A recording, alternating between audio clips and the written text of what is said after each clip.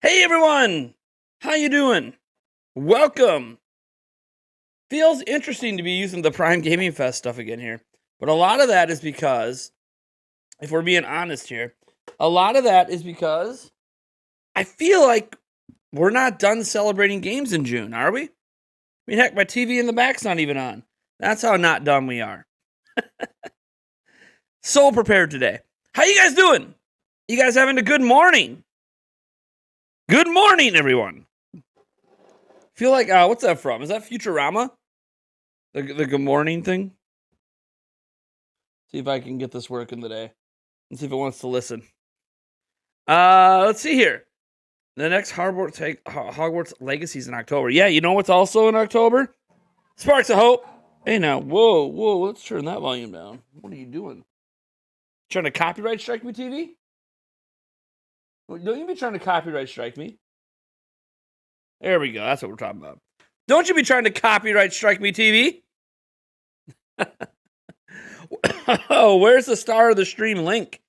He is in the other room. He didn't want to be in here. He sat here by me whining to get out of the office, so I let him out. He didn't want to be in here. I thought he needed to go to the bathroom, but then he literally walked out and went and laid on the couch out in the other room with my kids. So my kids and my dog are all in the other room. All right. Good afternoon from the UK. Man, yesterday was a crazy day. It was a crazy day. Who here is excited about that Nintendo Direct Mini we just had? Anyone out there? Anyone excited about that Nintendo Direct Mini? Because here's my general thoughts, after sitting on that Nintendo Direct Mini for a bit, watching people react to it. I think that Nintendo Direct Mini partner showcase not only was the best partner showcase we've had, I felt like it was even better than some of the general directs we've had over the many, many years they've been doing it. And that's crazy. Someone on Twitter mentioned to me that this might have been one of the greatest marketing turnarounds in Nintendo history, where everyone's trolling them, everyone's pissed off, and then the show happens, and you're like, oh, wait a second. That was actually not half bad. Wow. People thought that this was just like an obligation show. Like they had to do this show because they were contractually obligated. And then it's like, if they had to do that show because they're contractually obligated, then I pray to, the Greek gods that they are contractually obligated to do a hell of a lot more of those shows. I don't think that was a contractually obligated show. I think that was Nintendo knowing what the hell they're doing.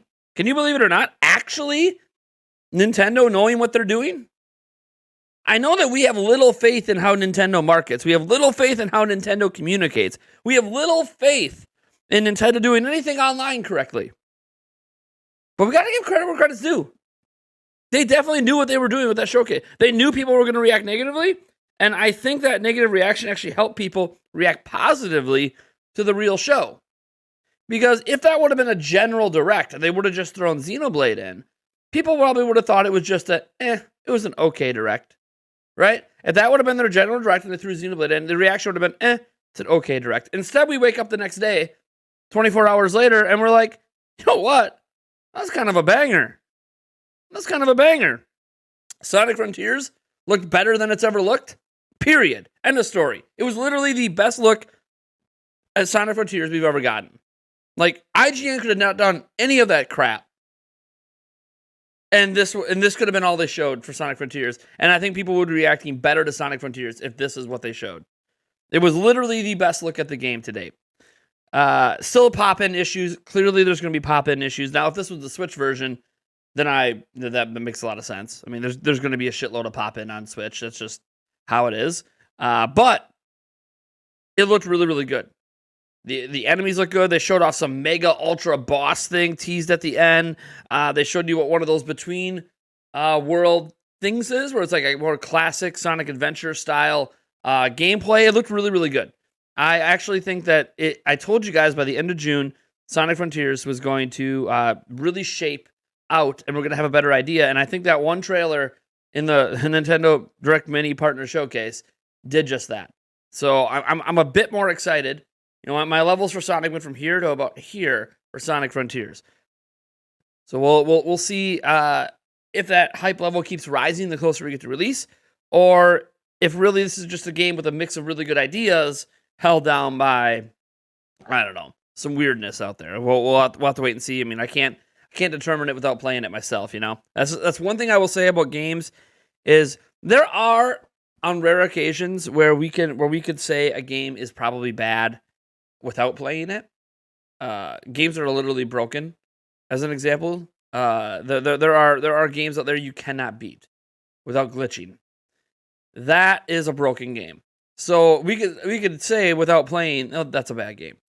But I feel like a lot of times when we talk about if a game is good or bad, I think we need to have a little bit of personal experience. Now, maybe it's because you watched it on live stream, and I guess that's fine. But I'm still not a big believer that watching a stream of a game gives you a good feel for a game, because the controller is not in your hand. The keyboard and mouse aren't under your hands. Like, you aren't the one getting the feel for the game. You're watching somebody else. It's kind of like watching a trailer. So I look at it as it's hard to determine if games are good or bad without playing them. I played all 3 Zelda CDI games. All of them. Wand of Gamelon, Zelda's Adventure, and whatever the hell that other one was. I played all of them. Only beat Zelda's Adventure. And I can tell you right now, they're not very good games. They don't play very well. I unironically enjoy the really stupid comedy in the games. At least I think it's comedy. If it was trying to be serious, then I guess it is ironic. I enjoy it, but the gameplay is really, really bad. But I've played them myself, and I know this. Now, part of it's not its fault because the Philips CDI controllers are just dog shit. One of the billion, they have a bunch of different controllers for that platform. They're all dog shit. So it doesn't help that the hardware is not very good. But even when you overlook the hardware and get to the games themselves aren't very good either. So I do feel like at times we need to play games, and that's why I've been unwilling to really trash Sonic Frontiers the way some people do. What I can say is I am willing to be like, what was that? Like, that was weird. Why are we not? No, what did I say about Sonic Frontiers earlier this month? I said they have a marketing problem. I didn't think the game actually looked bad. I thought there were some things that were weird. Like, it looks weird in the world that it's in, that we have these random rails floating in the air, and, that the world looks empty and all. Like, you can say stuff like that because that's like stuff you can observe, stuff you can see with your eyes. But I always said, I think this is a marketing issue more than it is the game being bad. And now after that trailer, I feel like maybe my opinion was pretty spot on there. I don't know. But my opinion is spot on for how I feel anyways. Beyond that, the rest of the Direct I thought was really, really good. Sparks of Hope. We did see it. They did date it, and they did tease this event today. Today we have the Mario plus Rabbids Sparks of Hope showcase. It goes up in 1 hour and 47 minutes. I already have the stream loaded. It is a live stream. I mean, maybe it's a premiere. Let me double check. Is it a stream or a premiere? It is a live stream. It's a live stream. So we do have a live stream for that. I have no idea how long that event's going to be. It's live in 86 minutes. I'm super stoked for it. If I'm just being completely honest, I'm really excited for Sparks of Hope. Looking at Nintendo's lineup this year, I think Sparks of Hope might be the game I'm most excited for. It's sort of a toss-up between that and Splatoon 3. I think what's bothering me with Splatoon 3, and why I can't just definitively say Splatoon 3 is my most excited game this year, is the fan base. It's weird for me to let the fan base affect how I feel about a game. But I don't actually feel bad about Splatoon 3. I think Splatoon 3 looks great. But I'm tired of interacting with people who are supposedly Splatoon fans. That's just upsetting. I can tell you right now, every time I mention Splatoon 3 online, I mean, maybe it'll happen in this chat right now too. Every time I mention Splatoon 3 online, some of the very first comments I get are, they still haven't shown me why it's different from Splatoon 2. It should have just been DLC.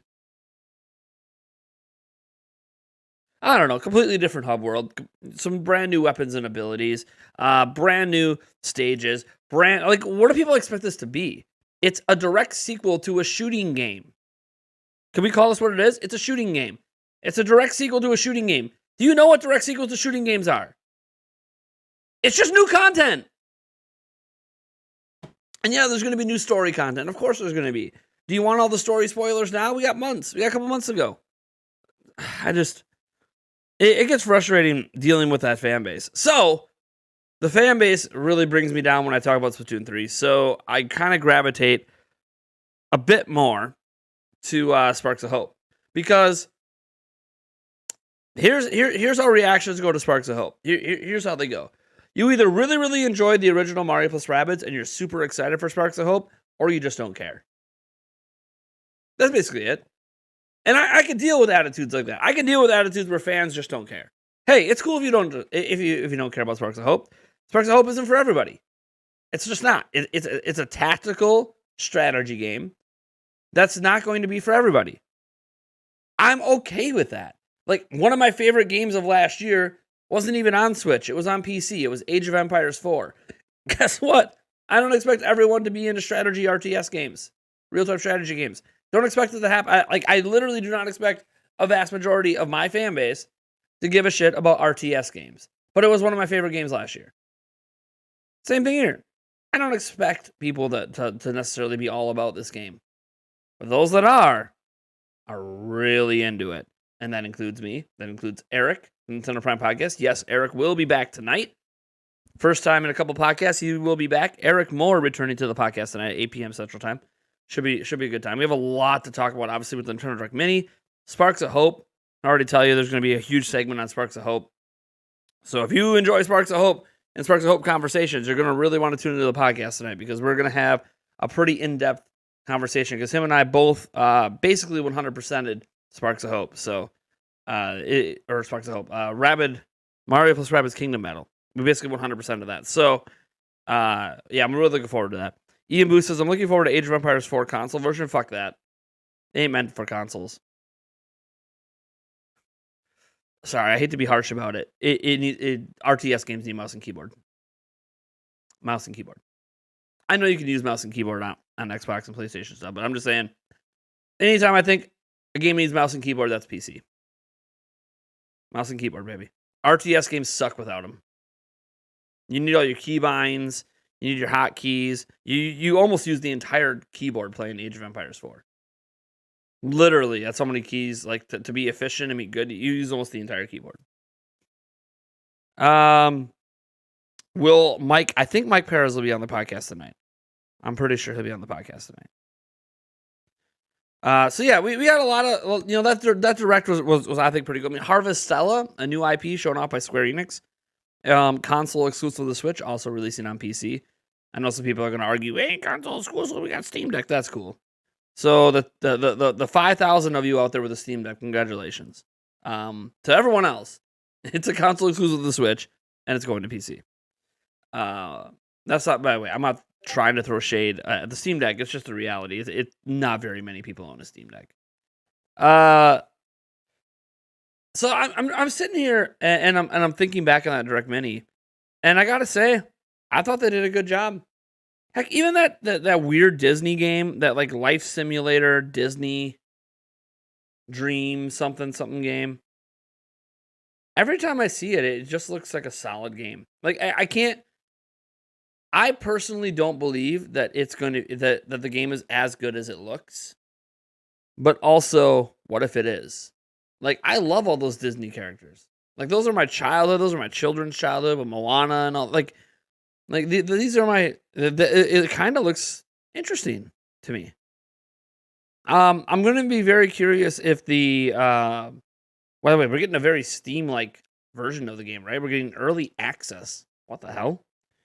I might actually check out the early access on that game because I'm very curious on like, can that game really be as good as it looks? Because I don't know, like something about a life simulator, but being like a Disney park and like mishmashing all the franchises together. I don't know, something about that just feels right. Like, why hasn't this existed before? You know, Disney Dreamlight, yeah. Like I'm thinking about checking out that early access and being like, you know what? Just something about that game. It's weird, but it just feels like it should have been around and could have been a huge success. But a lot of it's obviously Disney nostalgia And those characters, recognizing every single character on screen, Ursula and all the rest, and taking you back, and obviously they look great, like the art direction and the visuals look really, really good. Which I mean, that's cool because it's like bringing those movies back to life. So I don't know, I had something about that game. I kind of want to check it out. Who knows? It might end up being a game for me, but it doesn't mean it's bad. So I don't know. If you can chill with Aladdin and Quasimodo, right? Can I go on a magic carpet ride? I can show you the world. Whew, that world was really bad. Still got the little sniffles over here. Yesterday was a bit of a rough day, though. Besides the direct was great. Shoutouts to Mike Perez for helping co-host when I wasn't feeling the greatest. So that was cool. We had a plumber show up yesterday to fix our whole flooded basement thing, and it was problem after problem after problem. So we have a new hot water heater. Didn't get a tankless one. They're just low stock right now, but we did get the best you could buy, at least in our area, of the tank ones. So that's cool. And we're still going to get a neutralizer installed as well. It's going to cost another $300, but whatever. That's just adults. It's just whatever. Random things just cost you lots of money and you move on. It's like buying another Switch, I suppose. But then when the plumber was here, our front faucet backwashed into the house. So they had to fix that. And then when we had to shut off the main line valve broke. So then they had to fix that. So again, we had a bunch of water in our basement. We turned the pump off, but again, that doesn't stop the fact that when the main line valve breaks and the pipe breaks, that you're just gonna have a bunch of water even with the pump turned off because we have well water. A sink broke. I don't know. It's like the plumber showed up and everything in the house just started breaking. So that was a significantly bigger bill than I really wanted it to be. And I had an eye appointment yesterday, which was cool. It's been long overdue. I haven't had an eye appointment since 2019. Part of that's because they shut down due to the pandemic. They weren't taking eye appointments for a year. And then when they started taking eye appointments again in 2021, it took 18 months for me to get in for an eye appointment. So I didn't get in until June 28th. And I scheduled this over a year ago.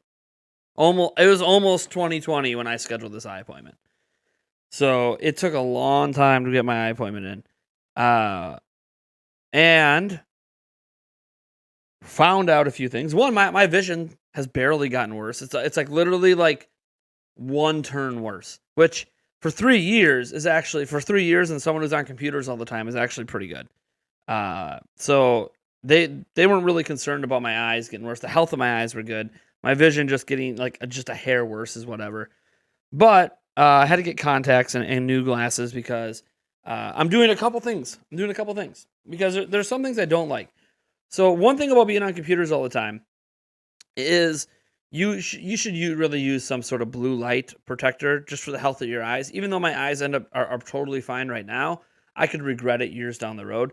So I got a new set of glasses that's going to have a blue light filter built into the glasses. You guys won't be able to tell. They'll look just like I'm wearing these glasses right now, except they're going to be a different style glasses. But now when I use those, like when I'm looking at my computer, it's going to have an automatic blue light filter in it. And so that'll be nice when I'm wearing my glasses. But that all adds up. It all adds up. So it was like $300 in glasses and lenses and all that. But I wear contacts because I don't like wearing glasses, right? Like you guys see me without glasses most of the time because I like wearing contacts. I'm out of contacts right now. It's going to be 2 weeks until they come in. But I have a really, really bad, like one of the worst stigmatisms that this doctor anyways has ever seen. Their machine literally can't measure further than the stigmatism I have. So my right eye is basically has a bigger stigmatism than the damn doctor's machine can even measure. For those who don't know, stigmatism is basically the shape of your eyeball. And there's nothing I can do about that. It's just, I was born that way. I was just born with a really bad stigmatism in my right eye. So you can correct that with glasses, of course, but when you're wearing contacts, it's all about, it has to adhere to your eye. And if you have a really, really bad stigmatism, you need specialized contacts. Well, they can only make specialized contacts to a certain point. So basically he said, look, we can really correct the vision in your left eye with a contact. Your right eye, we can only go so far because your stigmatism is so bad. We just don't have the equipment to measure and properly make a contact that can work specifically for your right eye. We just don't have the technology. It just doesn't exist. Doesn't mean you can't get LASIK and other things to improve your vision. But so I had to order contacts, and they're very, very super specialized contacts. Well, they're like $300 for one eye for 6 months. And because I tried to order contacts months ago, and they said they won't do it without a new eye appointment because of my stigmatism, that I just ordered a year supply. So that was $600 for one eye, only $80 for 6 months for my left eye. So there was like what you guys do the math, $800, $900 just in contacts. It's spent a lot of money yesterday. Man, life of an adult, But hey, we're here. I'm feeling better. On top of this, I obviously wasn't feeling good yesterday. I have a cold. This isn't a woe is me rant. This is just me just kind of explaining my day. Have a cold, but I'm back. I'm here, and we're gonna have an amazing stream. You can kind of hear it a little bit with me today. Little sniffles, a little throat gunk, but I'm all right. I'm way better than yesterday. I slept for 14 hours, so I'm a lot better. A lot better. Yesterday was like that peak day of feeling like crap with a cold. Everything just gets better from there. Now, the cold can linger for another week or two because that's just what colds do, especially to adults. But the worst of it's behind me. So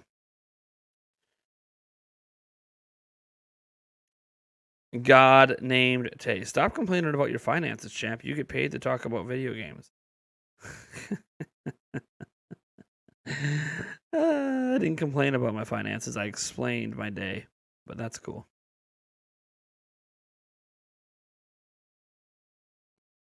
I get paid to talk about video games. You don't like it's funny. I get paid to talk about video games. Who's paying me exactly to talk about video games? I guess YouTube. They don't pay me for live streams. My live streams, I don't make any money from YouTube. YouTube don't pay me jack shit. I make no money from YouTube on live streams. So the videos that I get paid for are, let's see. I'm trying to look at my video. I'm trying to remember those videos I did the other day. I get paid for that Metroid Prime rumor, the Nintendo Direct announced video, and the leak video. And the Nintendo Direct announced video, sure, I got paid pretty good money. The Mario plus Rabbids and the Metroid video, the whole I get paid to talk about video games, they made $3. People need to stop pretending that like just because I make content on YouTube that I'm just sitting here rolling in it. That's just not how it works. I'm fine because I have another job. I'm not sitting here asking people to pay my bills. Jesus Christ, man. Anyways. Used to be my right eye, then out of nowhere my accident happened, and now I have astigmatism in both eyes. Oh, that sucks, man.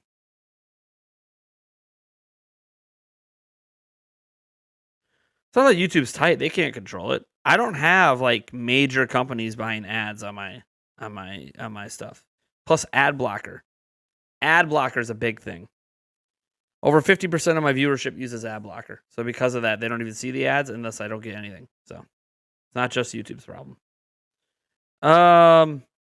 Need that blue light protection. I have it with my transit. Yeah, like again, my eyes haven't really gotten worse, so it's not like this is like, oh my god, it's an emergency. It's just thinking long haul. I'm in my mid-30s. I gotta think about blue light a little more as I get older. Where are Yoshi and Yoshi Rabbid? Don't know. It's a good question.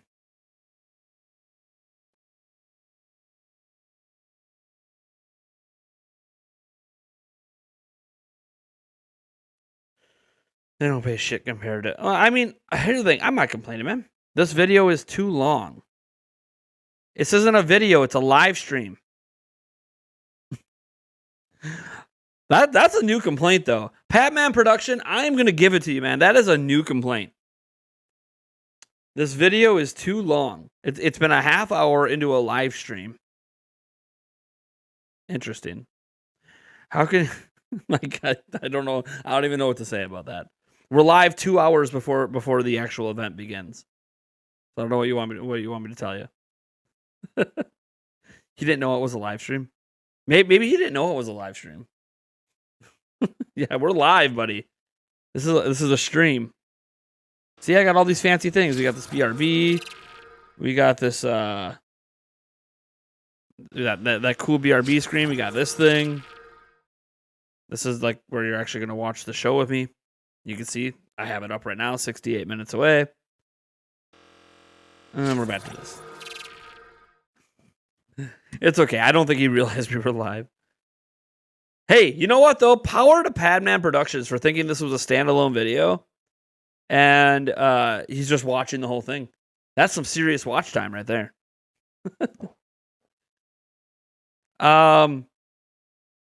Maybe I can skip forward. It's fine. He thought it was a normal video, but power to him for sticking it out, thinking it was. How can you tell they have ad blocker? Is that an actual stat from YouTube? People can just click the skip button most of the time. So it doesn't matter if you click the skip button; that still registers. Okay. So on the back end, there's a few things you can tell. You can tell how many people are watching to have YouTube Premium.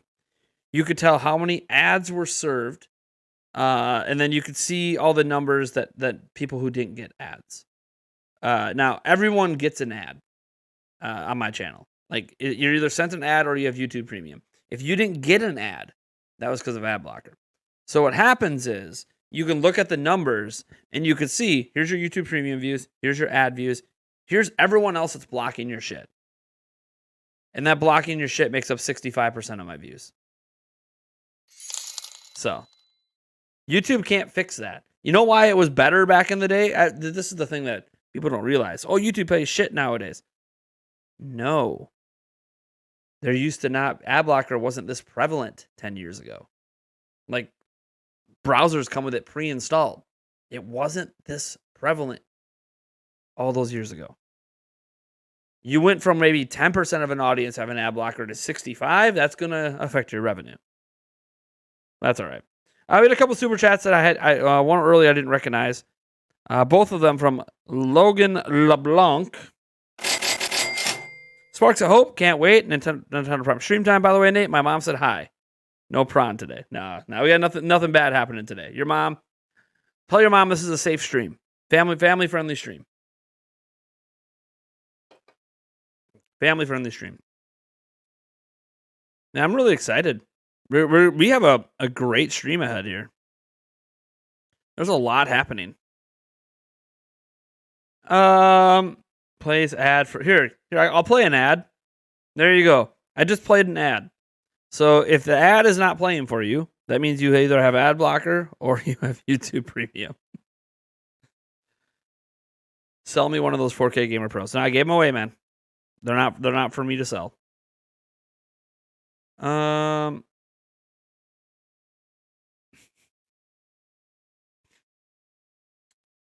When's this going to start for real? Again, we are 65 minutes away from Sparks of Hope Showcase. You got an ad for Huggies diapers. Nice. There you go. Prime example. Who has YouTube Premium? Who's blocking ads? Just found out right now in this live stream. I inserted an ad as a joke. You know what's funny? When you're on the back end, YouTube's constantly, like every 10 minutes, it pops up and says, hey, your concurrent viewership went up. Now's a good time to insert an ad. And I'm sitting there thinking, YouTube, do you not know how streams work? Oh man, your concurrent viewership is peaking. Maybe don't insert an ad to lose your viewership. I don't know. YouTube's logic on that is funny. Oh man, you can make more money right now if you insert an ad. I can also lose money because people are going to leave the stream. Like, I make like no ad. I think in total last year when I looked at ad revenue on live streams, it was like less than $5. Do you guys remember how many live streams I did last year? And imagine doing all those live streams and you have less than $5 in ad revenue. Live streams just do not make money on YouTube with ads. Twitch, you can make some ad money. On YouTube, live streams do not make ad money. It's literally reliant on super chats and new members and stuff. But I mean, Twitch can be really bad. Like, you'll just randomly get ads throughout watching Twitch streams as well. I have YouTube Premium just so I could skip ads on other videos because it's so annoying. Yeah, I have YouTube Premium because no one likes watching ads. But I also believe in supporting the content creators I'm watching. So get YouTube Premium and, they get a little cut. YouTube Premium is not even that expensive. But again, like, there's so many, like, I can't blame anyone for not using YouTube Premium. One, it costs money when you can watch the content for free. Two, we have a lot of things that are subscriptions. So if people want to reduce their subscriptions with something they don't need to subscribe to, with money, like, cool, then do it. Make a second channel that's just dedicated to full-time ads. I'll leave it all day. That's right, YouTube. You hear that? The crowd is requesting that we have a Nintendo Prime 2 where I get to just run YouTube ads all day. So some people can basically open it in a browser tab and walk away. That's funny. That totally would make YouTube money too, right? That's such a smart idea. YouTube Premium, because ads on YouTube are pretty much intrusive at this point. I don't find ads to be too bad. The ads that used to be really bad on YouTube, and maybe they still come up because I've had YouTube Premium for a little bit now, are the unskippable ads that are entire videos. So if you didn't know, on YouTube, you can buy an ad that's just your video is the ad, and it can play in front of other people's videos. But sometimes they're unskippable. So you might have like an hour-long video when you're just trying to watch a 5-minute video. So like, I mean, you can get around it. You can just refresh the video, and then you'll get a different ad, and then it's whatever. But I remember that being a huge problem a couple years ago. It was like, really? An unskippable hour-long what? But Prime trailers. Nothing but game trailers and ads 24/7. There is a channel for that. It's called Game Trailers. Mario's behind me. Probably. I think he's behind me on the TV, isn't he? Isn't he creeping on me back there? Oh, yeah, he's creeping on me back there. Him and his big-ass nose. Ad movies. That's funny. So, what are your guys' thoughts on the Nintendo Red Mini? And do you guys have any questions heading into Sparks of Hope? We can rewatch all the Sparks of Hope footage if you guys want. We've had 3 trailers now for Sparks of Hope. So we could rewatch all the Sparks of Hope trailers if you guys like, heading into it. And take some questions here. The floor is yours for the next hour and a half. I don't have any major plans. I had technically one plan today, but not doing it. That wire, yeah. Well, the wires were better managed. They were kind of tucked, and I had a channel run. But then my basement flooded, and it kind of ruined the channel run, so I had to take it off, and it's whatever. I'll eventually remanage those wires back there. I have to run a new wire, too, for the Xbox. So the Xbox Series is not plugged in to my router, because my router is over here, and the Xbox is over here, and there's a door between them. But I got a 25-foot cable yesterday that I'm going to attempt to run today to the Xbox so I can be hardwired in and not on wireless, because the wireless card, at least in the Series S, is garbage. I would say it's on the same tier as Switch, to be honest. So I'm going to try to run a cord. I don't know. I guess maybe I could run it on the ceiling. No, I don't want to run on the ceiling and down. Damn it. I don't know how I'm going to run the cord. I literally don't know what I'm going to do. Maybe, I have a channel run going across the ceiling. That 25-footer is not going to be long enough for that, though. Yeah, I don't know. I just need to get Ethernet jack installed over on the wall and just have it already pre-ran is what I need to do. But anyways, it's whatever. I will take care of that today. First world problems. That'll be a problem for me to deal with later today.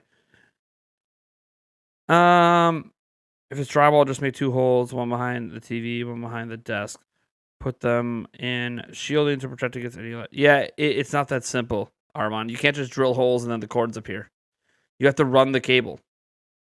So running it along this back wall here isn't a problem, because on the other side of this wall behind my editing computer, my streaming computer, there's no drywall behind that wall.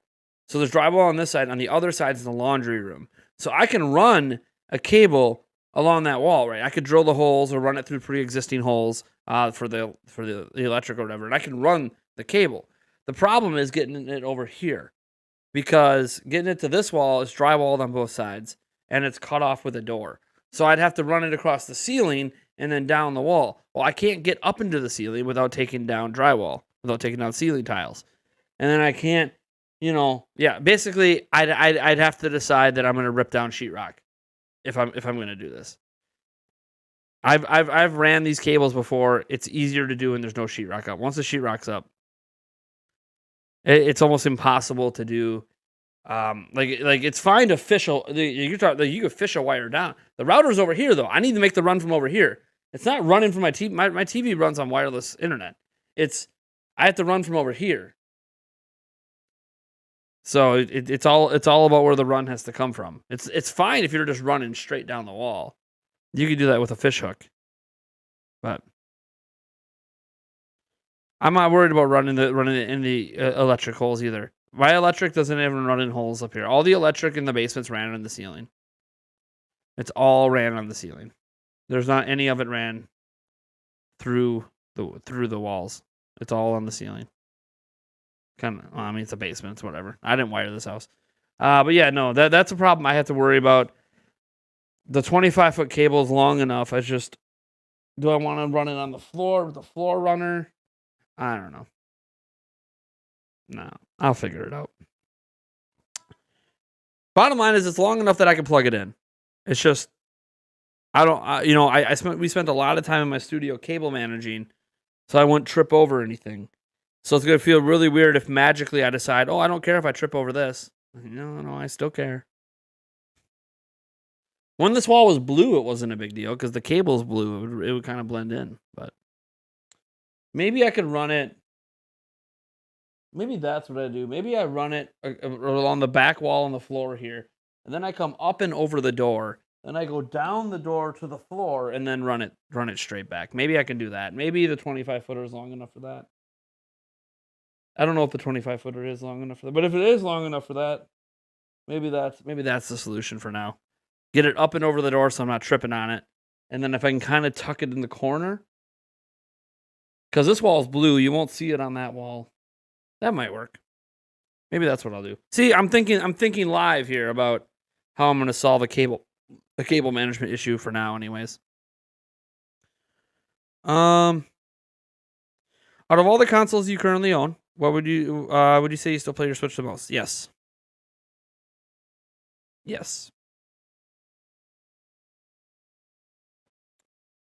I probably, in order right now, because I don't have a PS5 at the moment, but I plan to get one later this year. So in the moment, I've got Xbox Series S, the Switch, and it's not a console, but I count my PC as a gaming platform. Even though that's not why I have it, I definitely PC game. I would say it probably goes in order of Switch, then Xbox, then PC. But some weeks it'll be PC, then Switch, then Xbox. Some weeks it'll be Xbox, and then PC, then Switch. It kind of varies week to week because I'm playing whatever game I'm into at the moment, right? Like, what am I interested in? Like, right now, I'm still rocking through Shredder's Revenge, and I'm doing that on Switch. But then after I'm done with that, I might not be playing my Switch as much, and then I might be playing more PC and Xbox. It ebbs and flows with the games that come out and what I'm interested in. Plus, there's games like Age of Empires to me that real-time strategy games are sort of timeless. So that's like a comfort game. Like I can always just go and play Age of Empires 4. Anytime I'm like, man, I'm bored, I don't know what to do. Play some Age of Empires 4. It's a comfort food game. You're here for the event? Yeah, the event begins in 55 minutes.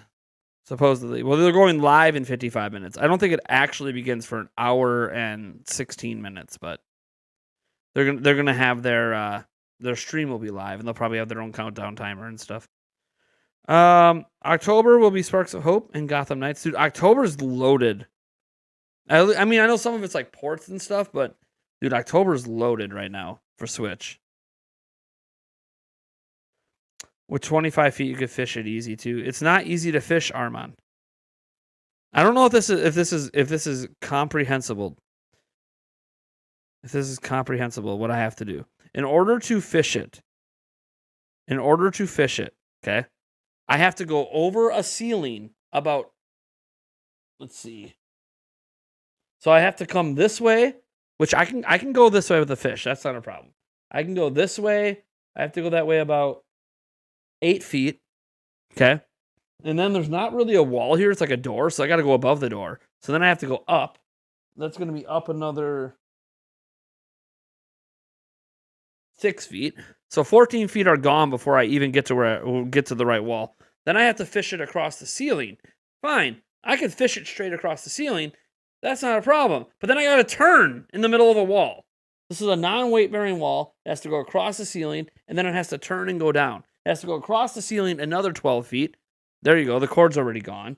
And then I have to come down another 6 feet, and I have to somehow fish that. I can't fish that. That's not possible. Not without taking out a hole up by the ceiling somewhere where I can grab it and then push it down. Like I'd have to be able to cut out part of the wall so I can catch the fish line and then turn it and push it down. Like it's not, you can't just fish it. It's not that simple. You have to literally remove parts of the wall to do it. And I'm trying not to do that. So, what kind of bait you using? Trust me. Yeah, fishing cable isn't like that simple. Mamma mia! 10 hours later, hey, you can, if you don't want to be here. The actual Sparks of Hope showcase is an hour and 13 minutes. So, yeah, I fish cables. I helped my dad wire his house. I'm telling you, once the sheetrock is up, unless it's a really short run, when you got to go across 1, 2, 3 different walls, it's just not. It's not that simple. You can't just fish it. Not without taking out sheetrock. Now, I can minimize the amount of sheetrock I have to take out. That's absolutely possible. And yeah, it's a 2-person job because you got to have one person pushing the. Like for those who've never fished line, you're not like fished putting cables, and you're not using fish line, guys. Usually you're using this metal wire that unwinds because it needs to be strong enough to actually push forward. Like you can't push forward fish line. But yeah, and then you got to push. You basically tape the cable to the end, and you push it until there's like a hole up here, and then you got to grab it by that hole and then pull it, and turn the fish line down, or you untape it and hold it. Then they pull the fish line back. Then they come in here, and then you retape it, and then you push it down until the new hole, which could be a socket or whatever that you install behind. And trust me, this house was never wired for Ethernet. It was wired for dial-up, but you can't run Ethernet over dial-up. So, like, the dial-up cabling does not matter. This house is ancient.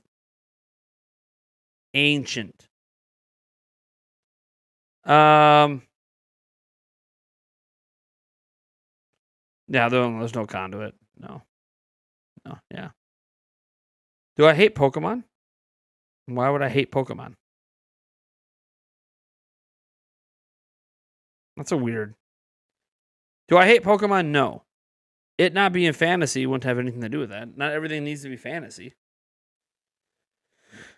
All right. You're doing Mario's catchphrase for fun? It's me, Mario. I'm really bad at it. That was more like Toad's voice. Pretty much the same for me is Switch, PS5, Xbox. I do game on PC. Once my Steam Deck comes in, I'm curious to see how it'll fit into my current setup. Well, that's cool, Double Pulse. Yeah, I want a Steam Deck. Hard to get your hands on, and I don't like paying a little bit now and paying off the rest later randomly. I'd rather just buy it all at once and just be done with it. But then I can do that if I'm willing to pay scalpers, and I want to do that. I want to be able to order today and it's shipped in 2 days, or I want to be able to walk into a store and buy it. And until then, I will not own a Steam Deck. I don't like the way they're doing these whole pre-orders and paying later. I don't like it. I don't like it. Steam Deck came out last year, right? Or early this year, whatever it was. All right, it's out. Let me go buy it then. I can't. Well, then, fuck that. I don't want to pre-order shit. I want to pre-order for 6 months from now. I'm good. Did I see the trailer for Castlevania Nocturne? I'm not sure, actually. Mario plus Rabbids, great game or greatest game? It's a great game, for sure. I mean, my favorite game of all time is Breath of the Wild, so I can't put it at the top. But Mario plus Rabbids is really good. And it actually was better than I expected. I'll say this. Mario plus Rabbids, I've talked about the gameplay not being for everyone. The humor is not for everyone either. Like, I know a couple of YouTubers that just don't like the humor in the game. And bottom line is, if you do not like the humor of the Rabbids, you're not going to like the humor in the game. Because the humor is really heavily based around the Rabbids. But I like both. So because I like both, this game is like amazing. And Sparks of Hope is going to be probably even better. I can't say even better until I play it, but it's looking even better. So we'll see. I don't know if anything could top the opera boss, though. The opera boss in the Halloween level, man. Oh, that I gotta say, in 2017, that was one of my favorite boss fights in 2017. Definitely better than anything I did in Breath of the Wild. I love Breath of the Wild. But when it came to boss fights, I'm sorry. Sparks of Hope is better. Of course, you can argue, were there boss fights in Breath of the Wild?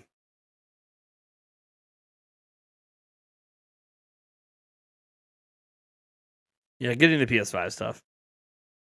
Yeah, that boss was sick. I love it. It reminded me of the Great Mighty Pooh back in the day.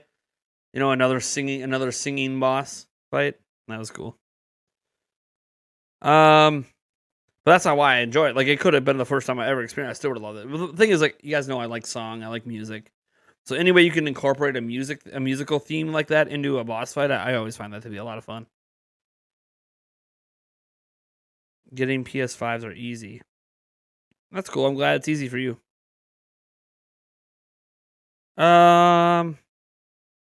What is my favorite character in Mario plus Rabbids? Probably the Peach Rabbid. I just like the cockiness of that character. I don't know why. I don't know. I like Luigi's attacks the best. But I like Rabbid Peach's cockiness. I find it to just be hilarious.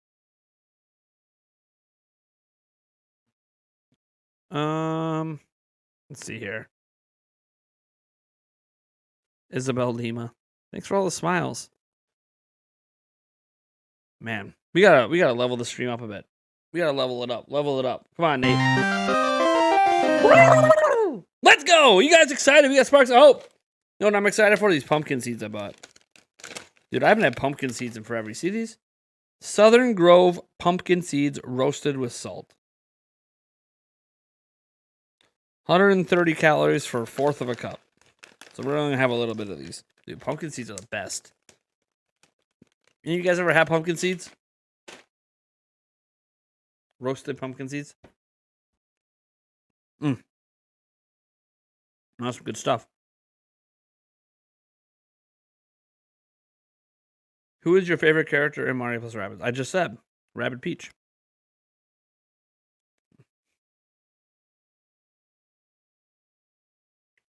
Have you guys ever tried them? The people saying ew, have you ever had them?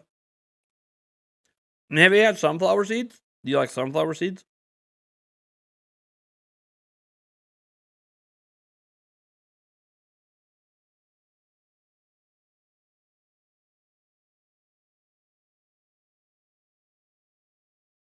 Nintendo's not streaming it. It's Ubisoft. Here, I'll show you. You want to see it? Here you go. You see it now? We are on the Ubisoft YouTube channel. See? Ubisoft. Sparks of Hope Showcase. They literally have it featured. We're 45 minutes away from them going live, but it technically doesn't begin until like 15 minutes after that, so that's where it is.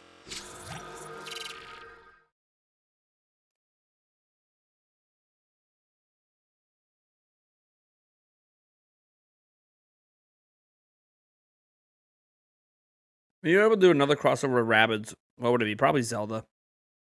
I think Zelda would be fun. Can you imagine Tingle and the Rabbids hooking up? Am I the only one that wants that to happen? A Tingle and Rabbids crossover? I don't know, man.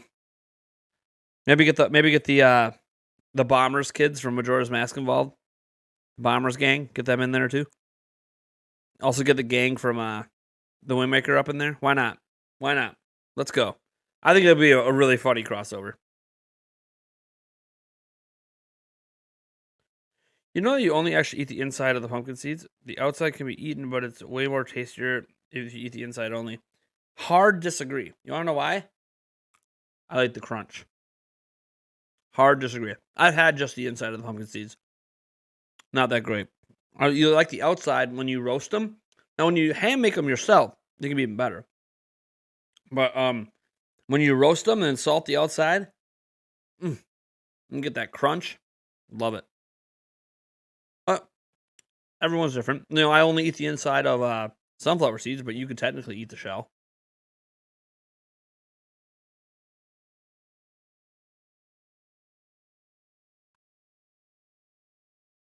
You wonder if Phantom will return? Maybe we'll find out today.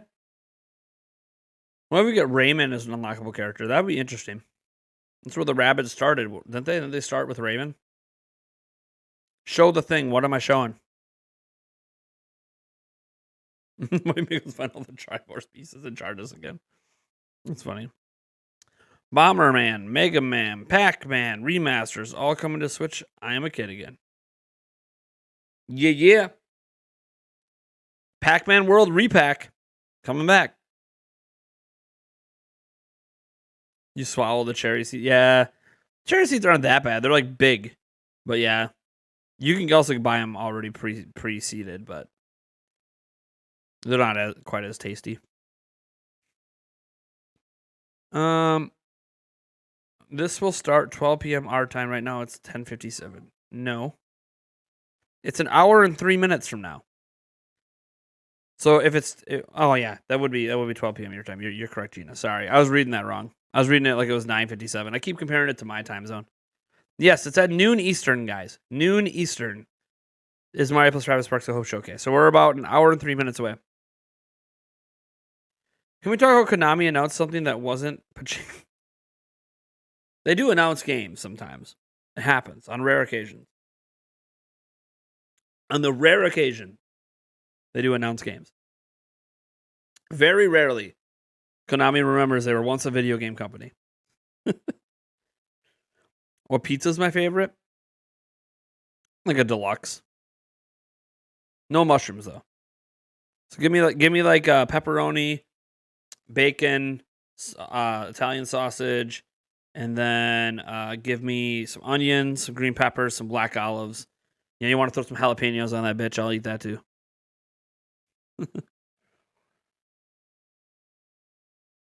Now, Fat Tomato Pizza is the favorite place that makes pizza. Yes, I mean I had a pretty good place in Miami that was good too, but it wasn't as good as Fat Tomato. On vacation, we had some. Oh, I remember the name of the place that we ordered from. That's because it wasn't like, oh my god, it's the greatest pizza I've ever had kind of thing. It was just all right. Does Rabid Bowser exist? That's a very good question. Bowser's playable, so is there a Rabid Bowser? I don't know. I love Pac-Man. I remember playing the OG on arcade machines.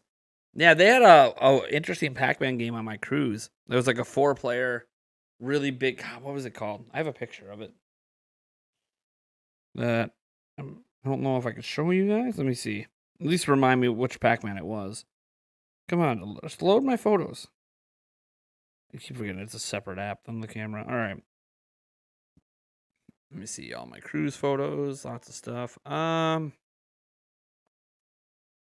Pac-Man Battle Royale. That's what it was. And that came out in 2010. $1 per player. Anyways, they had that machine there. Pac-Man Battle Royale. I played some of that on the cruise. If you were a rabbit character, what weapon would you use? I don't know, man. I just want to throw banana peels. It's Mario Kart, baby. I want to Mario Kart that game. Do you need to unlock characters again? No idea. Here's the thing. We don't know. We actually don't know a lot about Sparks of Hope. If you actually think about it, here's what we know. Bowser's playable. There's that new, really rebel style character in the game that's like reminds me of Raphael from the Ninja Turtles. And then they got rid of the square-based grid system for a circle. That's about it. We don't really know a lot.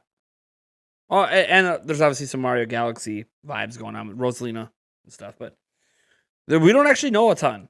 So that's what's interesting today. Today's the blowout. This is a showcase for the game. After today, we should know everything we need to know about Sparks of Hope.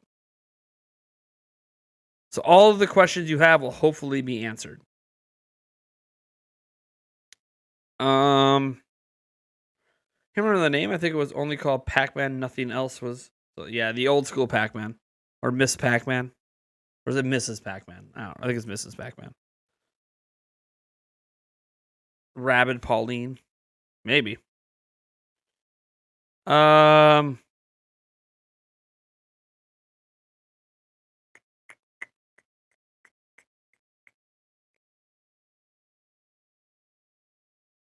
Mario likes mushrooms. If you don't like them, you're Faker Prime, not Nintendo Prime. Am I? Because my favorite franchise is Zelda, not Mario. So.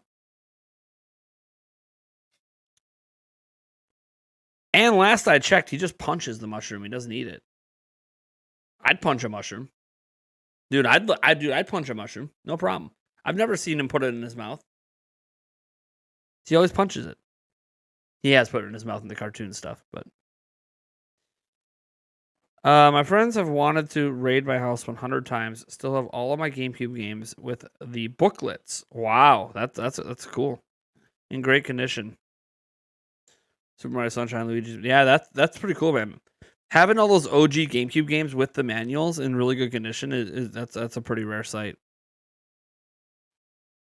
Speaking of that punk rabbit, her name is Rabbid Edge. Rabbid Edge. Who's your favorite character in Mario plus Rabbids? I've stated it several times. It's Peach Rabbid. So far. Might change this game, but that was my favorite from the last game. Mario Galaxy 2 DLC for Mario 3D All-Stars. Yeah, no. Demonic Brawler. We had a long conversation, several videos about Mario Galaxy 2 and Mario All-Stars way back in September of 2020. That was it's just disappointing that they didn't put that in the game or didn't give DLC. Yeah, it's disappointing. That's all. It just feels weird that they didn't put Galaxy 2 in with the pack. It was just a weird omission. I don't know why they made that decision, but it sucks. Will there be another Mario plus Rabbids? If this one sells well, absolutely. If this one tanks, then no. But assuming this one sells really well, yeah, they're not going to be done. This will be an ongoing IP for a while if it keeps selling. Like, that's ultimately the truth. As long as people are buying it, they'll keep making it. You got rid of, yeah, my mom is why I don't have any of my retro stuff. I was gone in college and came home and it turns out she sold it all to Goodwill. Sold it. Donated it. I was not happy. I had some really rare games. Like, I didn't know at the time they were rare, but I've come to find out as I've gotten older how rare they are and how much value that collection had. NES and SNES and 64 and GameCube. Just thousands of games. Sucked. But it's what happens, you know.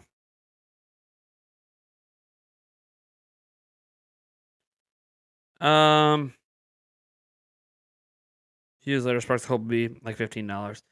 Mario plus Rabbids is only $20 right now, so. And that's what, 5 years later? So. Yeah, parents back in those days that didn't grow up with video games, I don't think they really truly understood the value of video games back then. Which is, I mean, it's understandable. They didn't really grow up with them, right? Like, video games were such a raw thing. It was something you just played at arcades, or very few people actually had a home console, so because they were expensive, and it felt like only the rich people had them. So it was a very weird time that, when your parents were growing up in the 60s, 70s, 80s, where, it wasn't common to have video games in your house.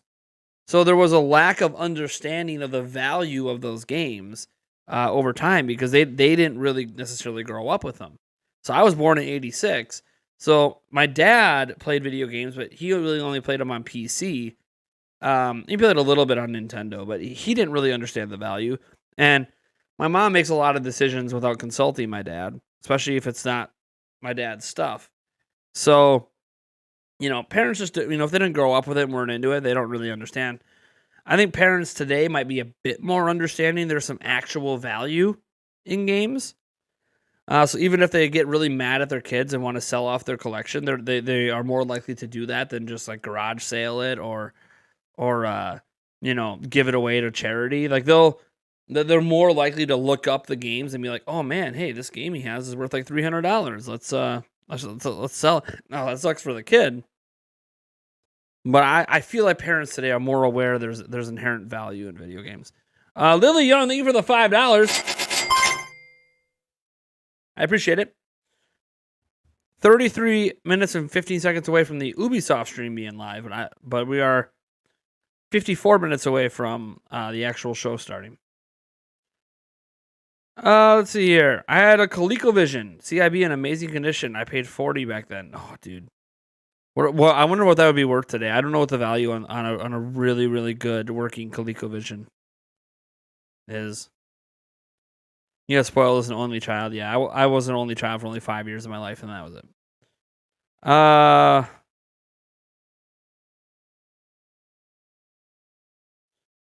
Let's see here. It's Ubisoft. It's not Treehouse. It's Ubisoft, Corey. Ubisoft's the one streaming it.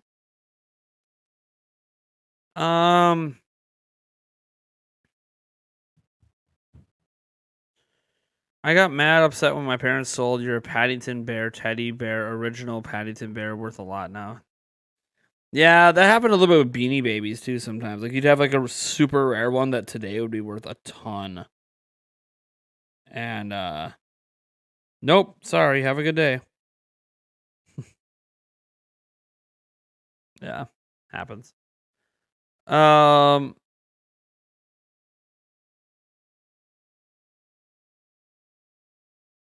Skyward Sword Golden Manual Soundtrack Edition almost got stolen twice now. Yeah, you know what item got stolen from me that I'm just pissed about today? I had a first edition Charizard from the original Wizards of the Coast. And it was worth a lot when I was a kid. You can get $100-$200 for it. It's worth a hell of a lot more now. And I had it. And I took really good care of it. I had it in hard cases and sleeves and everything. I was doing my best to keep really good care of it. And I made an oopsie. So it was the only Charizard I had at the time. Charizard's my favorite Pokemon. And I was in an official Pokemon tournament. And I because back then they had like official leagues. I think they still have official leagues. I'm 100% sure. I'm not up to date on TCG right now. But I had all 8 badges, and I got invited to the national tournament. The ones that they ended up eventually going to cruise ships and stuff like that, and you can become like the world champion and stuff. It was really cool. Anyways, I was at one of these events right before the cruise ship to qualify to be into the basically the championship tournament that would determine who the world champion is going to be. And I wanted to use the best of the best deck. Well, I didn't have another Charizard. I only had that one, and then I wanted to enter this tournament with a Fire Water deck. It was just I kind of had watched a few matches and watched a few of the other opponents, and I felt my best advantage was a Fire Water deck. And Charizard's a really sick card to use back then. Charizard was a really sick card to use back then. Not a lot of people didn't have one, let alone the first edition one. I didn't care that it was first edition for the purpose of the tournament. It was just the only one I had. So I risked it, and I took it out of the hard sleeve, and it was still sleeved like all the rest of my cards. and I used it in the tournament. And I got pretty deep. I got about 4 or 5 rounds in before I finally lost. And you had to come back from the losers bracket, and I came all the way back to the finals in that region to qualify for the boat, and then I lost. So I didn't get to go on the boat, but which is fine. It would have been cool to go on the cruise ship because it's like it was all expense paid cruise ship, and you get to bring your parents with and stuff. It would have been kind of cool, but I kept getting big crowds around me after the first round because I evolved my Charmeleon into Charizard first round, and people and my opponent looked down and he saw that it was first edition. He literally screamed, "This boy's playing with the first edition Charizard." And the crowds were just around me the rest of the time because people couldn't believe that I'm in this tournament playing it with the first edition Charizard. And I explained over and over and over again that it was the only Charizard I had, and I felt I needed it to win this tournament. And I was being offered trades. There's one person that said, "Oh, dude, I'll give you five of my Charizards for your first edition." And I'm like, no, I knew that card was valuable. So I'm doing really well. And I don't know what happened. Sometime between the final match and me going home, or not even home, back to the car to drive home. I wasn't the one driving. My parents were driving home.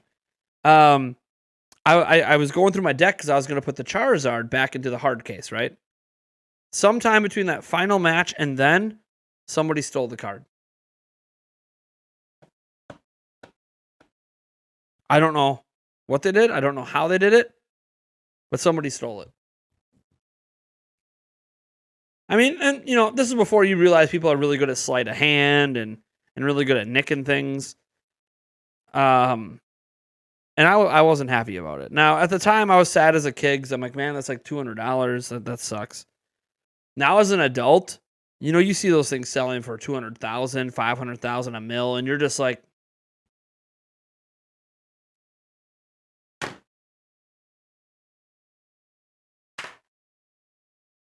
I could have bought a house. I could have paid off all the debt and bought a house. I would never need to raise money for equipment again. I could just buy what I need. Because, it's just incredibly, incredibly frustrating when you realize you had something that valuable that just got stolen from you. Now, I don't know if it would have been rated a 10. It was in really damn good condition. I don't remember there being any flaws with it, but I did use it in that tournament. So it's one of those that you always wonder if maybe there was a slight bend in the card. But I didn't think so. I didn't think there was anything wrong with it. But I was a kid. So maybe it wouldn't have been graded a 10. Maybe it would have been like a 9 point something. But still, it would have been worth a hell of a lot of money today. And I knew it when I was a kid. I was going to hold on to it. I figured if it was worth $200 as a kid, it would be worth thousands when I'm an adult. I knew it was going to be worth money. Didn't know how much money it was going to be worth. And dude, let's just say it was the most costly tournament of my life. If I would have just refused to go to the tournament, I got the nice little gold invite in the mail and everything. If I had just refused to go to that tournament, I still have that card to this day. Man, it sucks. Can't blame my parents for that one. I still have all of my cards. I sold off a few of the cards a couple of years ago that I had. Because I still had a few that were worth a few $100, but that was my only first edition that was worth anything. Sucks. But what are you gonna do? It just gets frustrating when I think about it because I'm like, man, could have paid off all my student loans. God, that would have been awesome. Who knows? Maybe I'll get lucky someday and it just shows up and it never was stolen in the first place. Even though I cannot, and I've been through all the cards. I have a tin. All my cards are sleeved, and I've been through it a billion times looking for it, and I'm just like, oh. But oh well. No, I wouldn't have sold it 10 years ago. You want to know why, D-Dub? You want to know why I wouldn't have sold it? Because that's what people say is like, wouldn't have mattered if you had it, you would have sold it 10 years ago. One, I didn't need the money 10 years ago. So that wouldn't have happened. I was actually doing really well money-wise 10 years ago. So I didn't need the money. And I am not an idiot. So it was worth 200 when I was like 12. If it was worth 500 when I was, 21, 25, I would have been like, nope, it's going to be worth even more when I'm older. Like it would have been like an insurance hold on. I have a pair of signed shoes from the 1971 Milwaukee Bucks championship team. They're worth like $3,000. 10 years ago, they were only worth $1,000. I'm probably going to end up handing those shoes down to my kids because by the time they are my age, they could end up worth 10, 20, 30 grand. So I am not dumb when it comes to collectibles. I don't just sell off things that have value, that are rare. Like I had a copy of Turtles in Time that I never planned to sell, if I'm completely honest. When my mom gave it away, that I would have sold, and that one's pretty valuable too. Not as valuable as the first edition Charizard, but I'm really good when it comes to holding on to things that have value. Like I still have a coin from E3 2016 because its value keeps going up every year. Its value keeps going up. By the time I'm 50, that coin might be worth a few $1,000. Like I'm not dumb, you know. I'm well aware of how collectibles work. I was a collector back when I was a kid. I collected things and I knew values, and I knew the values only go up. Even if there's a dip in the market, it's going to go back up. Unless that dip is caused by an overflooding of that item and then it's no longer rare. But I was always on the internet, always checking values, always knew what things are rare and what was worth holding on to until you're older. But yeah, I do still have that pair of 1971 shoes signed by the Milwaukee Bucks championship team. So I still got those. So that's something at least. But there's not like it's not like a huge demand thing. It'd be if I had a pair of shoes signed by like Magic Johnson or something, it'd probably be worth more.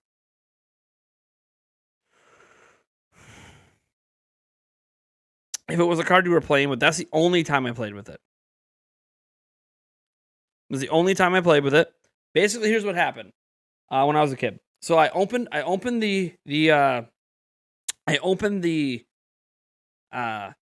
first edition pack, and I wasn't doing this kind of stuff because first editions, I always knew that the first edition Charizard would come even when I was a kid.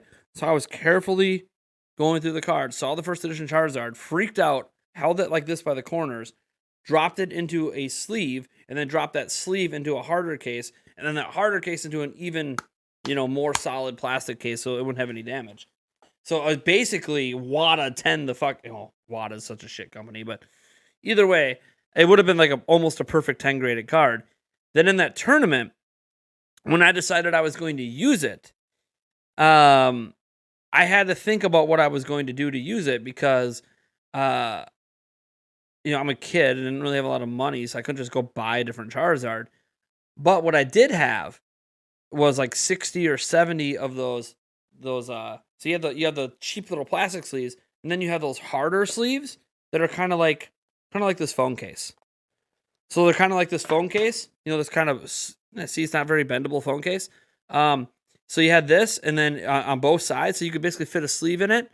And so it was a case like this, and I decided that I was going to put my entire deck in that. So my deck, everyone else's decks were like this thick. My deck was like this because I was using those really big things, and I had to clear it with the judges because they had judges there that had to approve of you because being able to use the deck because you got to be able to shuffle it, right? And yeah, you can't bend the cards when you're shuffling. Like those things don't bend. So you had to sit there and you had to basically grab half, go like this, kind of fan them a little bit away from you, shove the half in, push it back together, do it again, fan half, push it in. So it was a really slow way of shuffling. But they did allow me to use that deck, even though it was bigger, because there was no rules at the time anyways of what cases you had to put on your cards or if your cards had to be out of cases. So there were no rules on it. And that's what makes me even more pissed it got stolen. is because like it wouldn't have been like just slipping like a little playing card. It was in a pretty good protected case. Would it have still been WADA 10? Would it still been rated 10? I don't know, but it definitely never contacted another Pokemon card once it left the pack. Never made contact with another card, a table, anything once it left the pack. I just had a super, super thick deck because I was refusing to have that card touch anything, but I wanted to use it. And rules were different. I don't know. Maybe the rules are the same now. Maybe you could do that. People just wouldn't because they would never use such a valuable card in a tournament when you can get alternatives of that card that aren't valuable. But that's too much talking. Padman Production, can I ask why you're here? You know the show doesn't start for 40 minutes. I've never seen... First there's a complaint that it's taking too long. Now you're complaining that I'm talking. Okay. Would you like me to do this instead?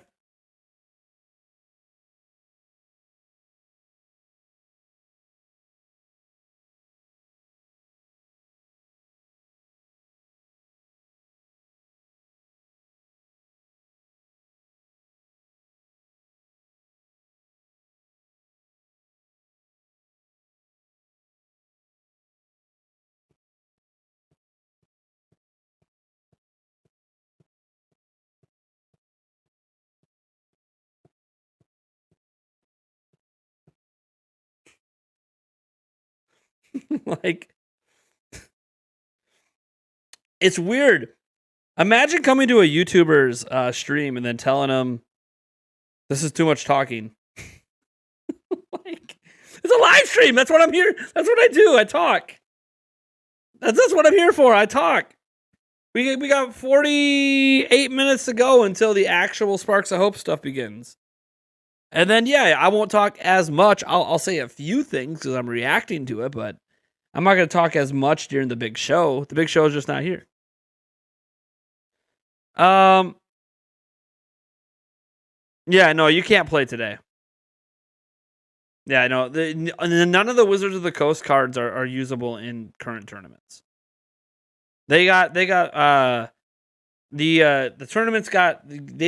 Wizards of the Coast cards, I think, in like 2003 from tournament play.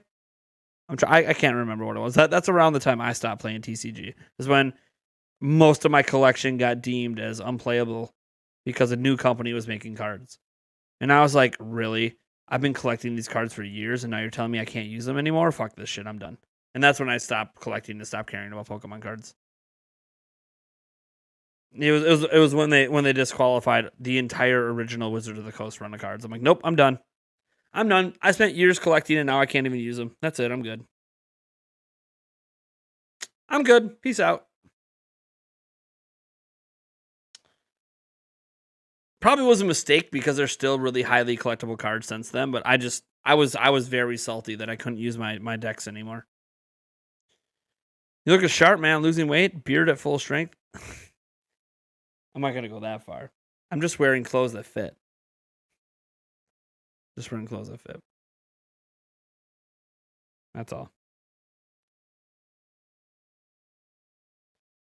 Maybe that guy with 5 Charizard cards who stole it from you, or maybe you lose it or left it. I definitely feel like I didn't lose it because after every single match, I would put the cards back together in a pile, and then I would count them, and I'd recount them, and then I would count them again individually as I'm putting them back into because I have like this metal box like this. So I would go 1, 2, 3, 4, and I'd make sure the entire deck was put back in there. But I don't know. I was a kid too, so who knows? But if I had just not gone to that tournament, I really wanted to win, guys. I was like a win away from going on to the finals, onto the boat. But what are you gonna do? What are you gonna do? I was willing to do anything at the time to win. I was very competitive back then. So, yeah, they banned the OG cards a long time ago. Can't use any of the Wizards of the Coast cards.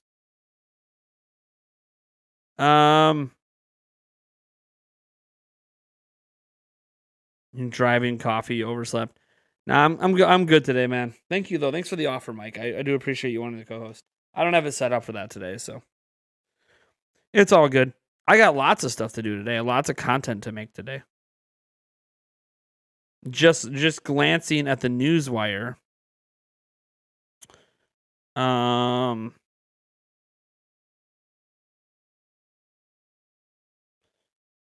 already got enough news for a Prime News episode. So we'll see if I do a Prime News today. I haven't done one in a while because of everything happening in June. But there's a lot of news out there right now. So, but we're focusing on Sparks of Hope. We got about 35 minutes to go. We'll see. I wonder what their countdown is, because in 14 minutes they begin. Their stream goes live, which I assume is just going to be a countdown timer. I'm kind of curious if that's just that, or if they're gonna. Is it gonna be a Sparks of Hope walking simulator? You guys remember E3 last year? Ubisoft Forward walking simulator. Is it going to be a Sparks of Hope walking simulator? That'd be funny. What do you think is better? Bowser being playable, Rabbid Rosalina, or Rabbid Luigi's new design? Bowser's probably the biggest one to me. I mean, the Rosalina is cool, but I want to see Rosalina herself playable. That's what I want to see. Rosalina herself actually being playable. Rabbid Rosalina is cool, but I want to see Rosalina actually be playable. Maybe Rosalina will be. I have no idea.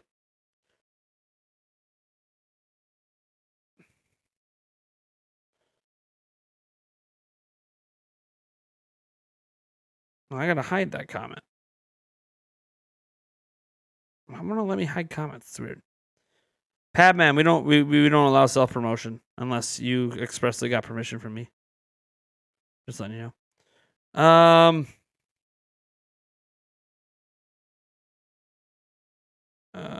Probably playable if you beat the game. Maybe. Could be like an unlockable after you beat the game. Who knows? Let's see here. Yeah, no, you're fine. Padman, you're fine. If you don't mind me asking, how old are you, Padman? I'm not actually trying to creep on you, I promise. It could just maybe explain some things. That's all. I know we have a wide range of people that watch my channel from ages like 8 all the way through 60s. So 15. Okay. All right. Yeah, it makes a bit more sense. Well, I hope you enjoyed at least some of my pre-show here. I know it's been a weird pre-show, right? It's been really random today. It's because I didn't come in with a plan today. Normally, I'm the man with the plan. Today, I'm the man with no plan. I'm just waiting for Sparks of Hope, that's all. It's because the reason I don't have a plan is because I have the podcast tonight. So, like, all my ideas, I keep thinking, oh, that'll be good for the podcast. Oh, that'll be good for the podcast. You know what? That would be really good for the podcast. So then I'm just kind of holding out for the podcast. I'm a weirdo like that. It's going to be podcast time.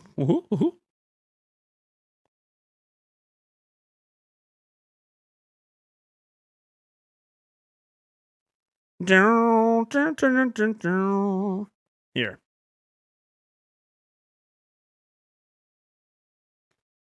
Did you hear a Bayonetta rumor? I did not hear a Bayonetta rumor. What's the rumor, Joycey J? I've literally been only talking about Sparks of Hope and then other random shit.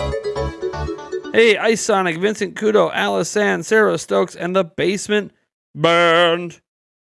You're welcome. I'm being members. Enjoy your free emojis and your rank on our Discord server.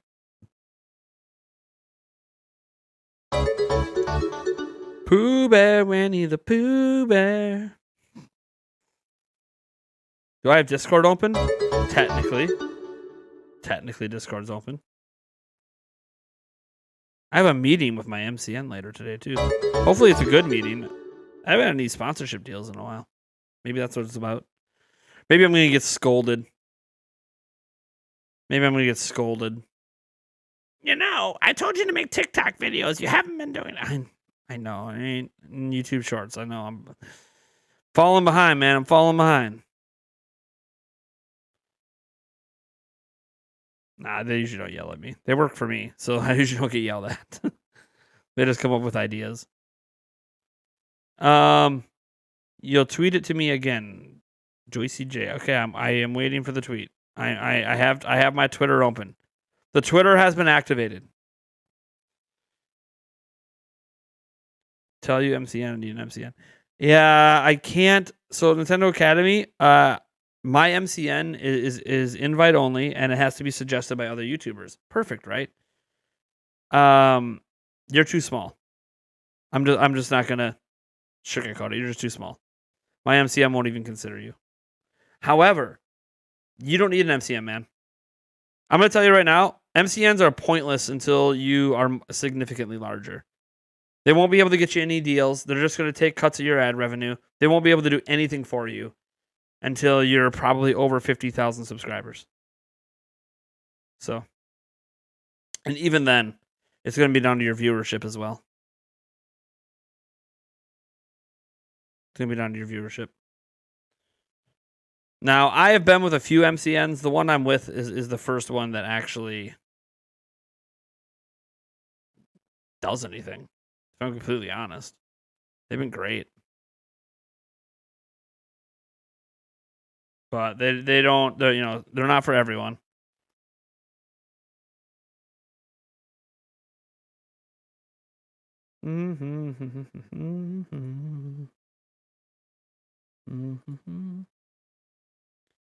D-Dub Screenwave sucks. Yeah, I am with Screenwave Media, and I completely disagree that they suck. But they don't suck for me, anyways.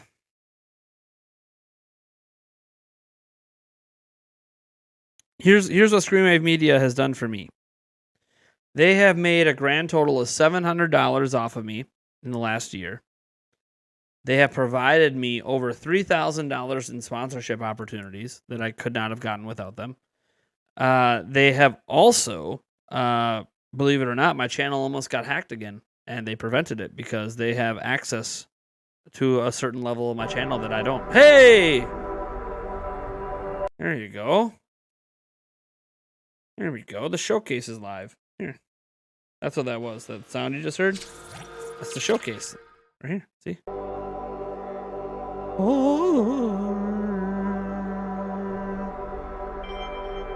They don't even have a countdown timer, though. It's weird.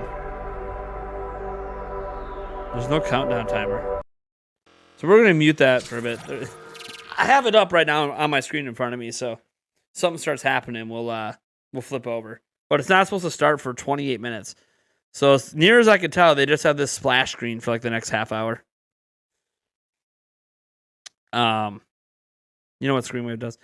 Yeah, and another thing Screenwave Media has done for me, just as an aside, the contact I have with now, I have a few contacts with them, but my personal contact with them that I literally I have her damn phone number. I can call her. She not only keeps regular tabs on the channel, she helps me come up with title ideas. She helps me come up with video ideas when I'm maybe when the well's running dry. She helps me do a lot of research into different metrics on YouTube that I just don't have time to deal with right now, and different search terms. So I would say, compared to other MCNs I've been with who have done nothing, just taken money and just won't even respond, Screenwave Media has actually been really, really friendly. I've also gotten media pass invites to 5 different events that I literally do not qualify for media passes for. So as an example, if E3 is in person next year, I can have a media badge. And I can't get that as my YouTube channel right now. So there's a lot of, now that media badge thing, that's more of a, that only matters till you're a certain size YouTuber, and then you qualify for media badges. But it is kind of cool that I can get media badges to pretty much any event because of them. So I get some perks from them that are just really, really nice. Now, will I always value those perks? No. I'm also on a month-to-month contract, so I can leave them anytime. So basically, they have to keep me happy or I'm out. And I like that. I have to be happy or I'm gone. Pretty simple. So how much do you value me? That's what I get to ask my MCN every single month. How much do you value me? As a content creator, as part of your network, how much do you value me? It's a really cool conversation. I meet with them about once a month. I can meet with them more often. I can literally ask my rep for a meeting anytime. But they make sure they meet with me once a month because they want to make sure I'm happy and what more they can do for me. It's really weird because I've been with other MCNs and there's the communication is just not there. But For the most part, and I told them this when they signed me on, if they don't come through with sponsorships, I probably won't stick with them because I need my sponsorships from them to at least cover the cost that they take from the channel. They only take ad revenue, by the way. They don't touch any of the other revenue. So I had other MCNs that just take any revenue. Oh, if you super chatted, yep, we get a cut of that. Fuck that. You get a cut of my fans' money. Get out of here. Oh no, when are we going to get a restock of the N64 Switch controller? They've already restocked it 3 times this year, and it's sold out every single time within minutes. So the better question is, when are we going to get a restock that doesn't sell out? That I have no idea.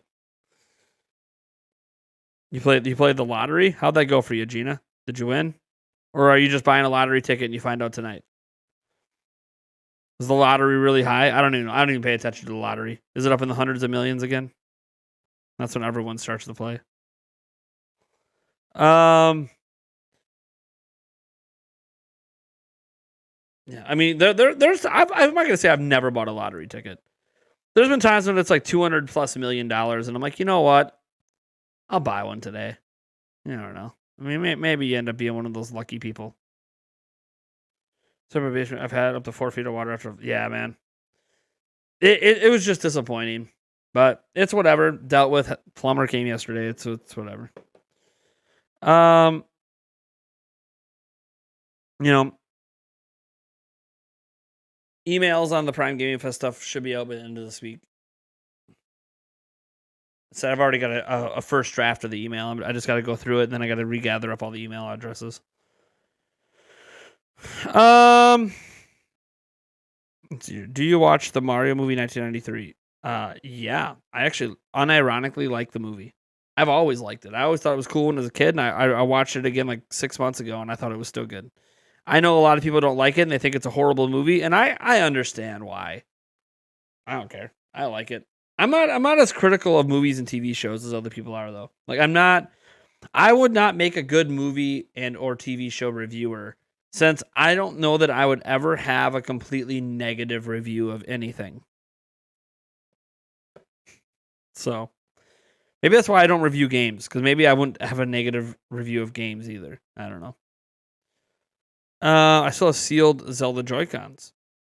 Yeah, those could be valuable someday.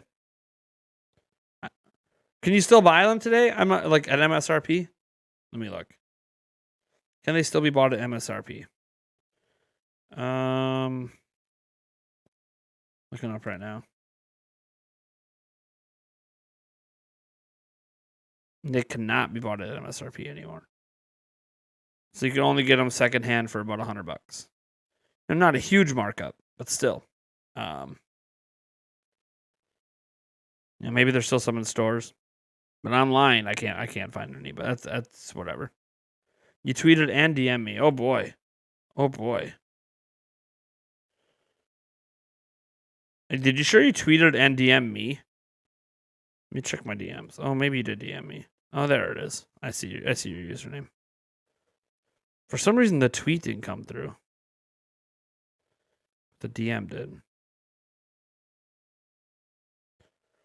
Dude, if that's true, Joycey, wouldn't that be insane? Oh, I know who this account is. Yeah. Yeah, I might be making a video on that. I don't want to say too much. I'm very weary of this account, because they're riffing on another account.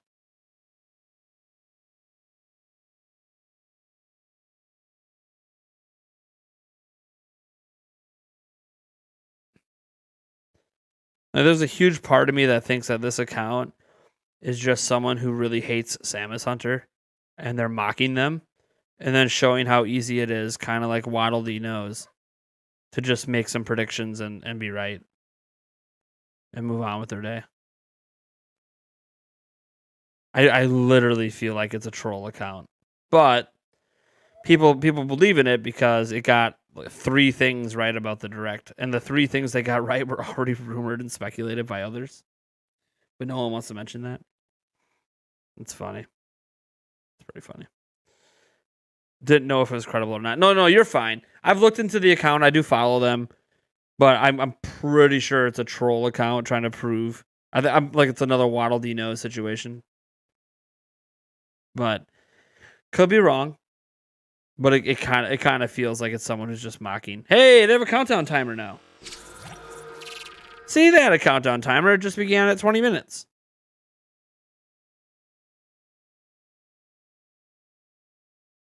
Do I know who all those characters are? So I see 3, Luigi.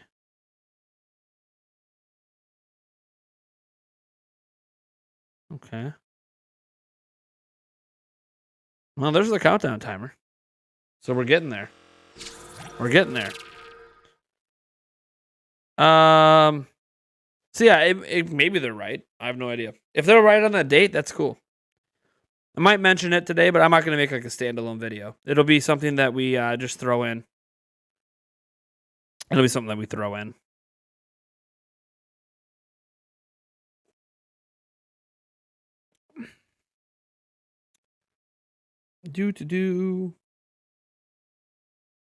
Surprised Yulia hasn't woken up yet. My kids are leaving her alone.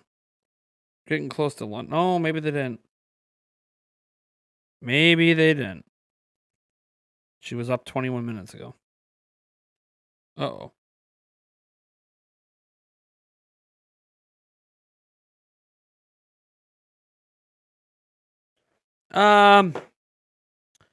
Mario and Luigi are the same character. Oh boy. Oh boy. Chat, you want to tackle that one? There was a time you could argue that was true back in the original Mario Bros. I'll let the chat tackle that one. I'm not even gonna go there. You love the Super Mario movie?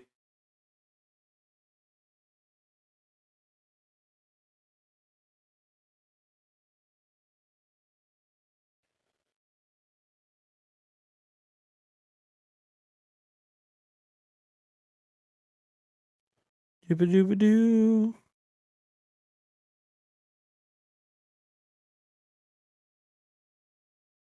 Man, I got lots of DMs right now. What's going on?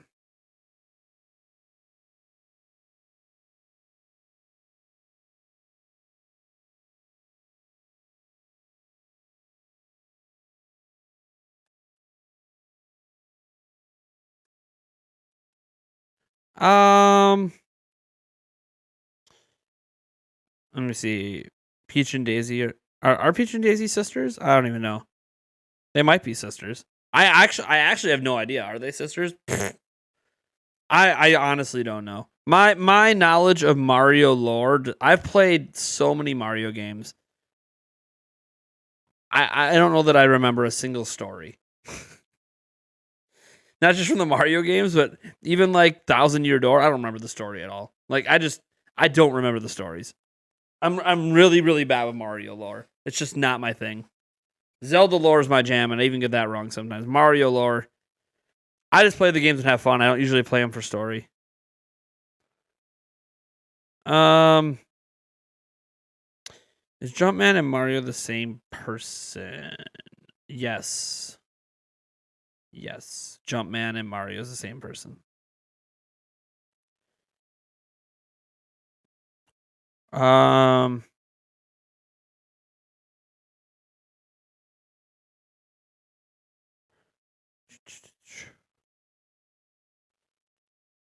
least I think they're the same. I'm pretty sure. The original Donkey Kong, they called the character Jumpman. They later changed the character's name to Mario. All right. That's what I think anyways. I don't know. I just told you guys, I'm not a Mario expert. I play a lot of the Mario games. I can talk about the games, but I don't remember the stories and stuff. All the lore. All right, we got 15 minutes and 43. I want to know what's the music sound like right now. Let me see if it's bopping. No, it's still that same, like, I think they're going for like an outer space feel to that music, which is cool because they're definitely giving you, I mean, guys, come on. This is Mario Odyssey vibes. Let's just be honest. Outer space, stars, the music. This is Mario Odyssey vibes. That's what they're going for right now. Not Mario Odyssey, Mario Galaxy. Mario Galaxy vibes. The Mario Galaxy vibes are real. Dun dun dun. Pretty sweet. Bama! Bama Hut! Vidiano 4, David McGinnis, Chance Townsend, Fire Soul, and Case Kajino. Welcome, you're the latest member. Just passing by, I noticed you were streaming, Nate. Yes, I also gifted 5 memberships myself today. Trying to get that membership count back up. We dipped below 500. Trying to get that count back up. That's what I'm doing anyways. Supporting people and trying to get the count back up. Yeah, Bama, we'll it's because we got a Mario plus Rabbids thing in about 15 minutes.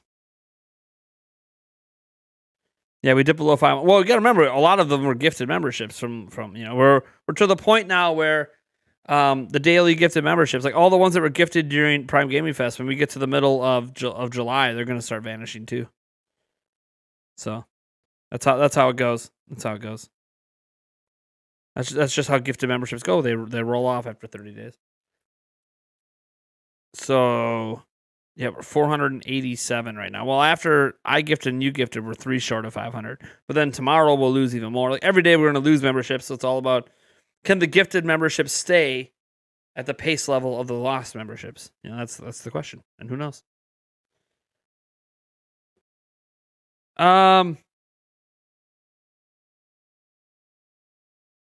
Look at me recording on my phone.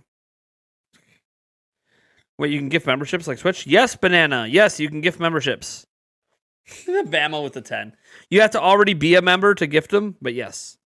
So, Banana, you just got gifted one. Congrats. Alexander Cintron, Aiden Jordan, Malachi Safan, Virtue Valor, Yvonne Francois, G.I. Rocky, Kitsune84, Christopher Colazo, Nintendo. Look at that. Look at all those gifted memberships. You see how fast they're firing off now too, Bama Hut? Remember when we're like, oh no, it's because so many people haven't turned on, but so many people are falling off now.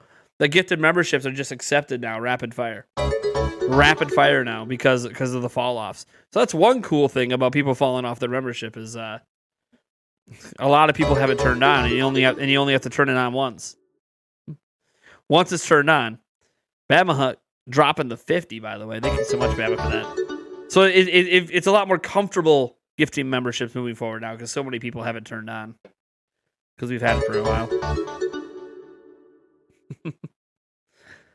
Yeah, Bama's been a huge supporter for a while, but obviously Bama's been waiting for gifted memberships. Legitimately, he's like, dude, I've been waiting for gifted memberships forever, and he's just been a huge at gifting memberships on my channel over the last month. I appreciate the support, man. You're awesome. Thank you for supporting me and obviously supporting all of our users as well. It's always awesome. I don't by the way, I don't expect that sort of support every month, but I do appreciate it. I mean, I still gift. I gift memberships too here and there when I can.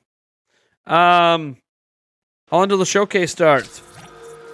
Show you the counter right there. 11 minutes, 41, 40, 39, 38, 37, 36, 35, 34, etc., etc. Got a bit. You pronounced my last name wrong, Judy. Isn't that how you pronounce it? If I pronounced it wrong, I'm so sorry. That looks like the English spelling of Judy to me.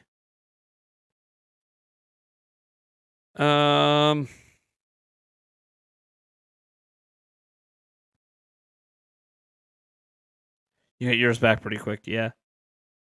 Well, the massive I'm trying to remember, like if I look at the back end, the massive member gains. Let's see. We had a bunch on 23rd. That dropped off. And then we kind of stayed even until the 29th. So today we're going to have... Today we're going to lose about... So today when my back end updates, we will have lost about 30 of the gifted members from a month ago. And then the next big drop-off day is going to be July 4th. Because June 4th, we made a 70 member jump on June 4th. So we had 70 gifted members on June 4th. So July 4th, that's going to be a drop off of 70. And then we kind of gradually had some gifted for a few days. And then our next huge jump would have been, we gained 80 members on July 10th. And then we're getting the Prime Gaming Fest, etc. And we kind of peaked at 577, and then we never went higher. Just looking at the expected days to lose a bunch of members. All right, it's 2 a.m. here. Later, man. Have a good night, dude. Enjoy your sleep. Thanks for the support as always. Am I buying this game day one? Yes. Yes, I am. In fact, if you guys would like to buy the game as well, and you live in the United States, I would really appreciate if you would use our affiliate code, our affiliate link, link, whatever you want to call it. Oops, that's not my login. No, that's not it either. Stop. Oh my gosh, what is my computer doing? It's always when I'm trying to do something that my computer's like, we'll pass. We'll grab you guys the link for it quick. If you use our pre-order link and you live in the United States, we get a 22% kickback to the channel, so it helps really support the channel. Now, it is from Best Buy. You can get digital or physical.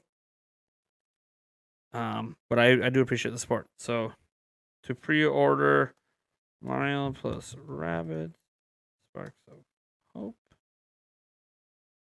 Now, again, this only works in the United States and at Best Buy, this affiliate link. But I appreciate the support. Again, 22% kickback is a huge kickback to the channel. So it's not a discount for you, but it goes to support our channel. So I would appreciate if anyone uses our pre-order link. Let's get those likes dropped. Well, how many likes we have? I don't even know. Where are we at on likes right now on the stream? Over 100 at least?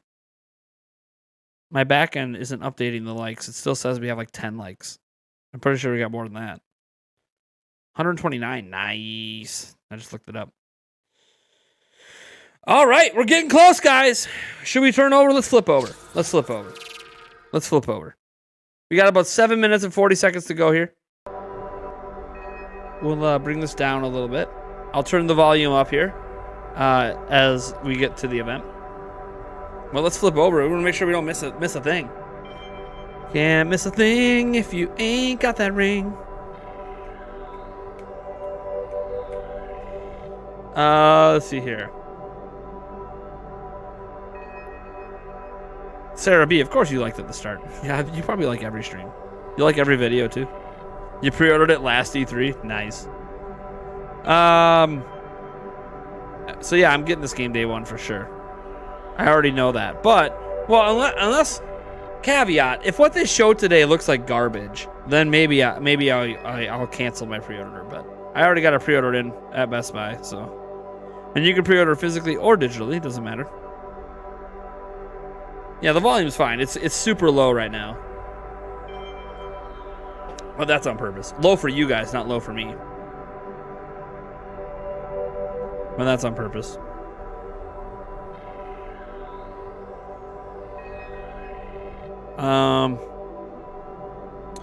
The first one was amazing. I think this one's going to be even better. I think they had a bigger budget.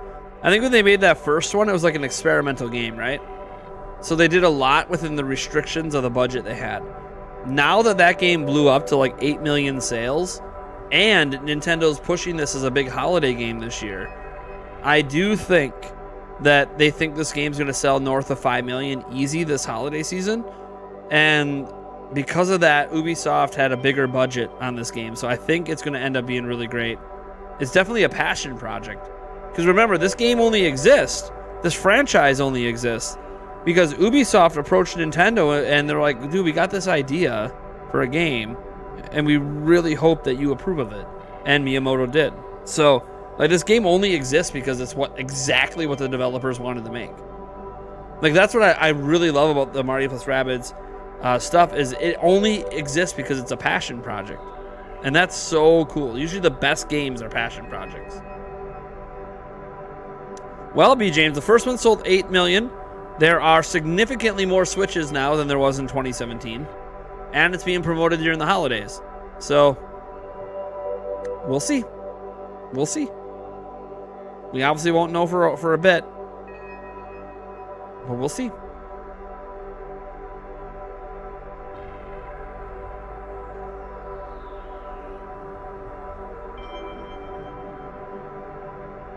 Remember, it's being promoted as a major game for Nintendo Switch by Nintendo during the holidays. So, this game is so great. I like it even more than XCOM, and the sequel looks like it'll have an even better gameplay. Yeah, we'll see. Today's the big... This is what we've been waiting for. We're waiting for the blowout. We've had little teases, little trailers. We've been waiting for a blowout, and today's the day. 4 minutes, roughly, to go, and we get a huge blowout on Sparks of Hope. So, the hype is real, at least for me. At least me. Drop your favorite emoji in the chat if you're also hyped for Sparks of Hope, guys. Let's go. Let me drop my favorite emoji. Hold on, what we got here? Let's use a Prime exclusive emoji, baby. One that I rarely see now. Prime Gaming Fest. Drop your favorite emoji in the chat if you're excited, guys. For Sparks of Hope, we got 4 minutes to go.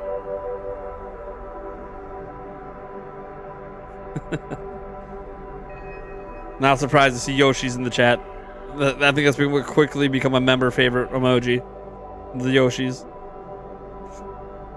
Star. Yeah. We got the money lick from Jumpman. Like it. I like it.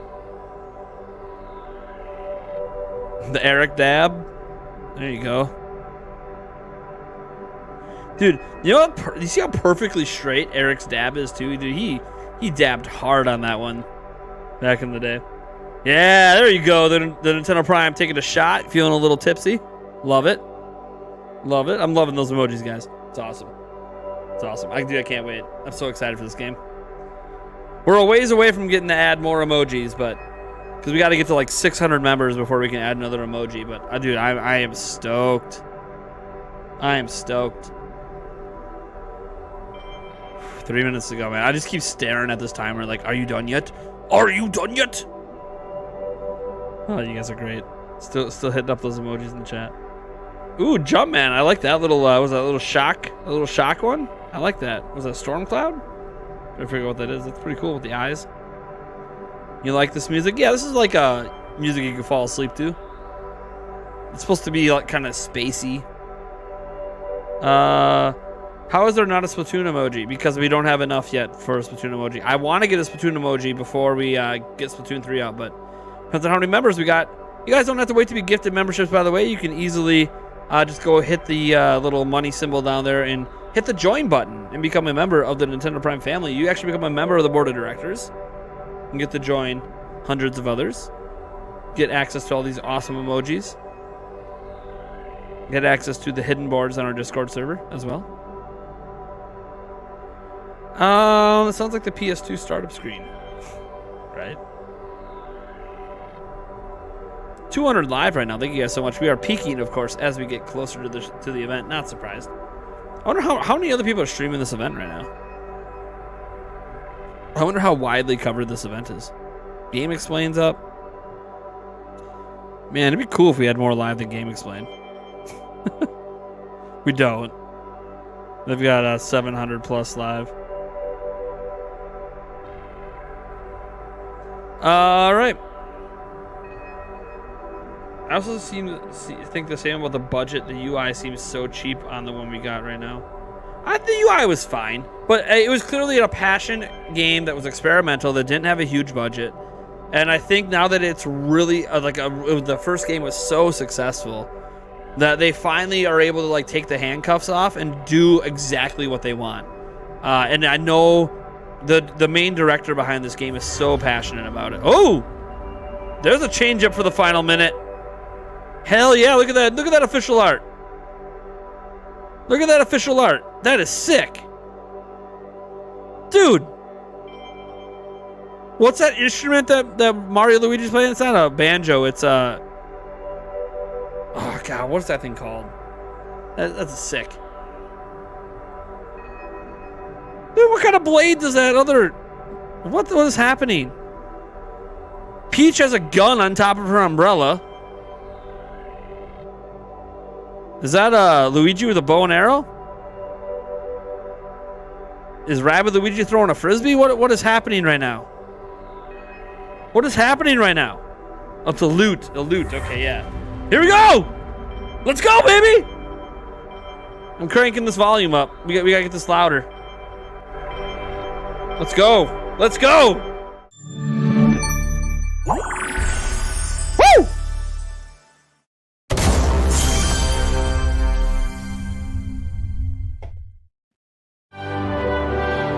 Hashtag Mario Rabbids. Okay.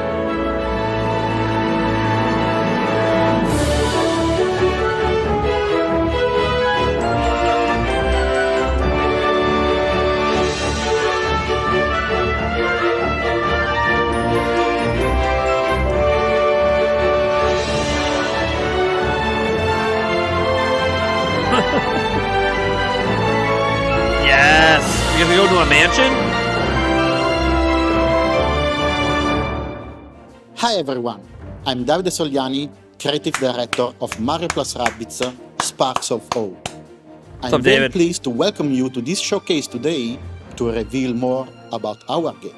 Last year, we announced that we were creating a new adventure in the Mario Plus Rabbids universe, a unique and colorful world born from the encounter of Mario and the Rabbids. And we have been hard at work to craft a journey, a tactical experience like no other.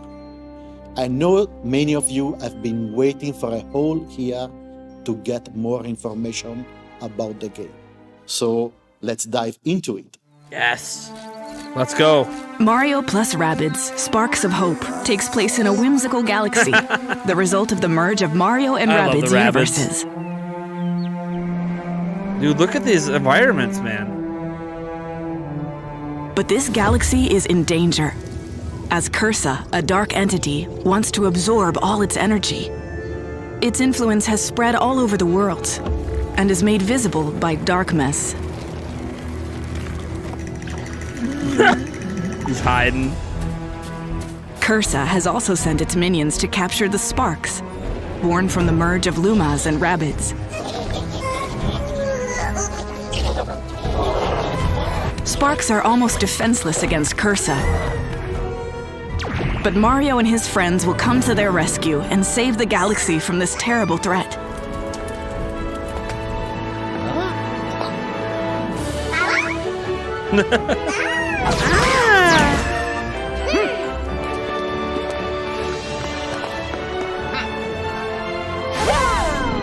Yeah, the flamingo! I love the flamingo.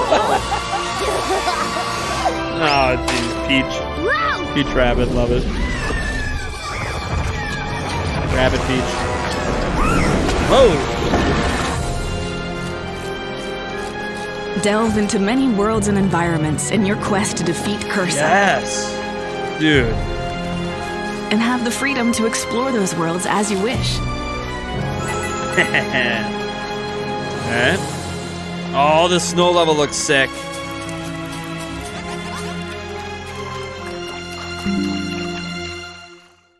Bingo, bingo, bongo, Bingo, Throughout bingo, their journey, Mario and his friends will meet a cast of unforgettable characters.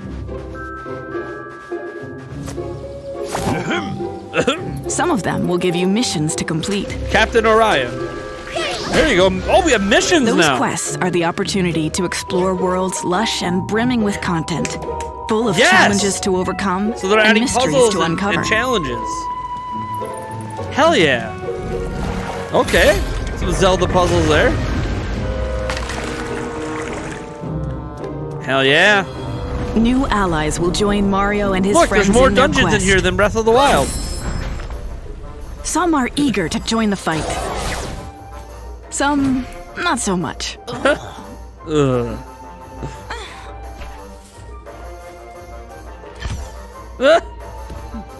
Even Bowser joins the team in an effort to reclaim his lost army.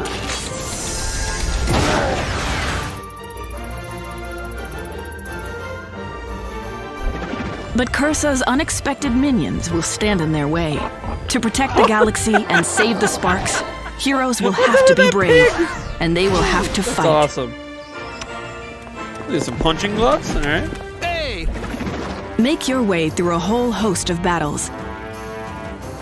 Yes. Lead a team of 3 heroes you select, control directly, and move in real time in tactical, dynamic battles. Ba-bam. Use a variety of tools to navigate the battlefield. Now Bowser's like, no Flank one your gets to foes. abuse my minions but me. And find opportunities Right. to thwart them. No one abuses my minions but me. There you go. So, whoa! Adapt and That's a use new all move. the tools at your disposal, Yeah, we saw the bomb including bombs. your enemies. Yep. Each hero is equipped with a specific weapon, There's the bow, baby. from handy double shots to flashy explosive projectiles to dazzling melee attacks. They all offer complementary playstyles. Heck yeah. Once the heroes finish their turn, it's time for the enemies to step up. Make sure to take cover to avoid attacks, because your foes won't miss an opportunity to take aim at your heroes.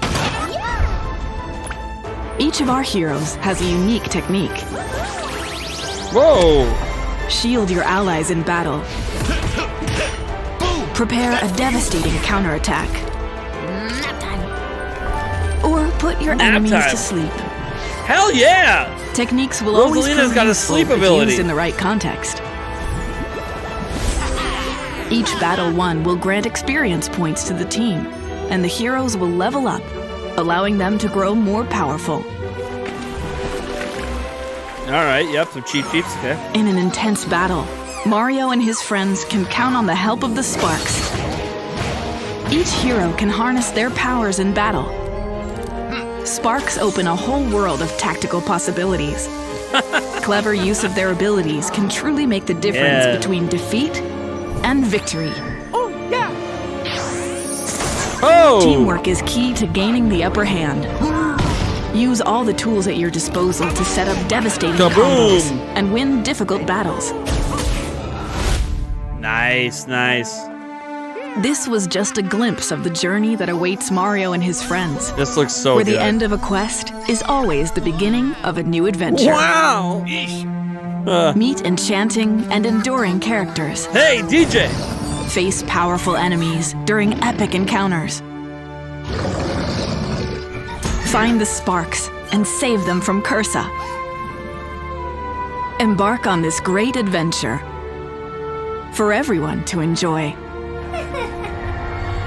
Hell yeah. Luigi Mansion inspired enemy. Yes. Yes. That was a first look at this adventure, with more surprises to come. You will be able to uncover the full scope of the game when it releases this Is that all we're upcoming gonna see fall today? on October 20, 2022. We like to call it a tactical adventure, as you will be able to experience a totally new kind of gameplay, with real-time action and strategy at the core. As you just watched, you will be traveling through a galaxy in trouble, accompanied by your team of heroes with the freedom to explore new planets, So the team's help already their unlocked, inhabitants, besides the and new save characters, the Sparks it looks like. along the way.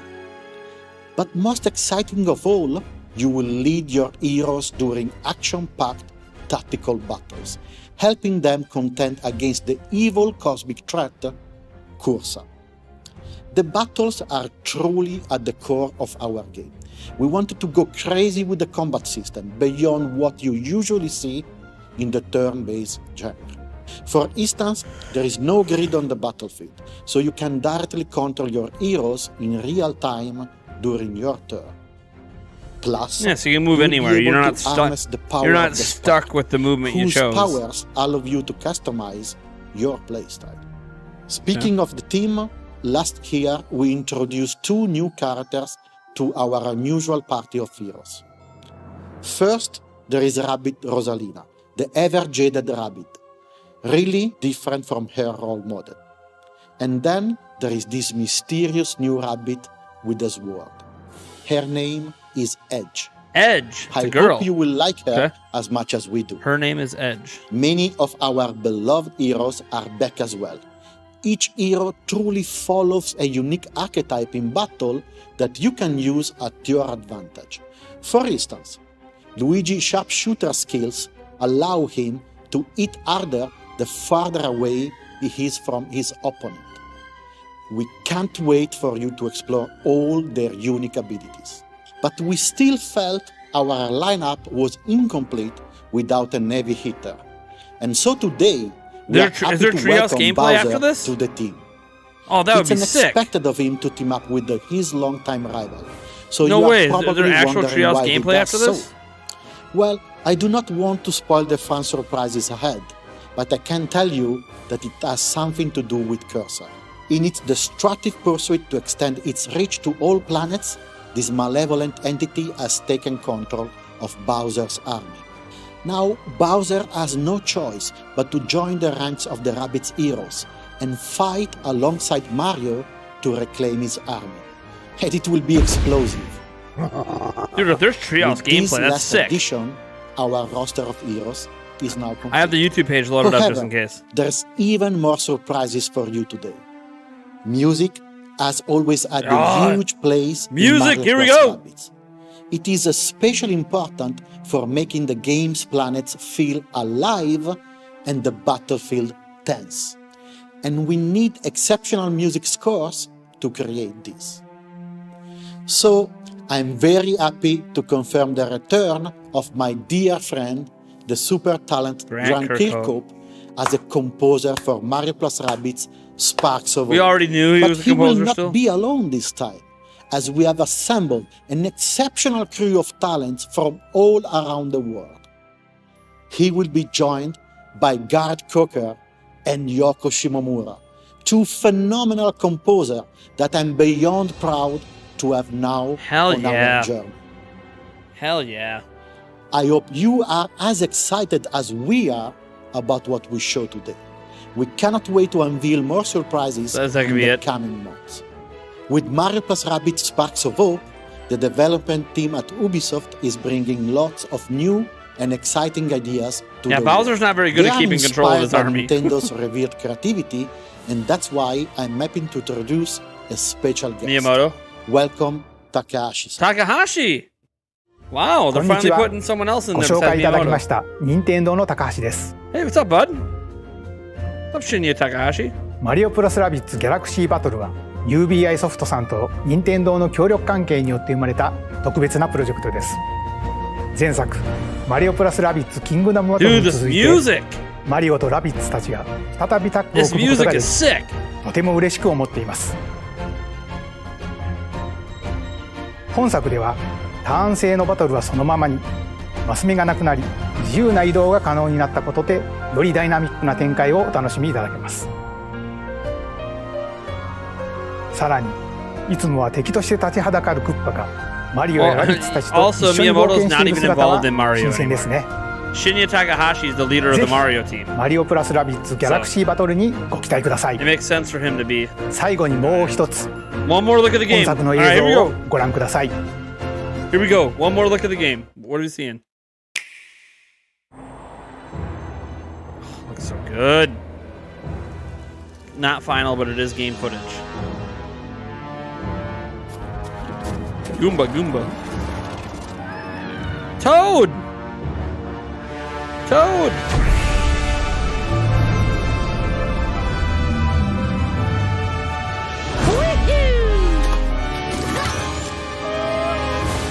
Rosalina, oh, yawn. I don't want to be here.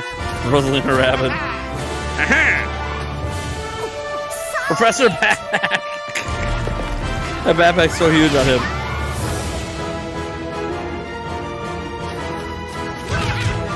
Let's go. Heck yeah, teamwork.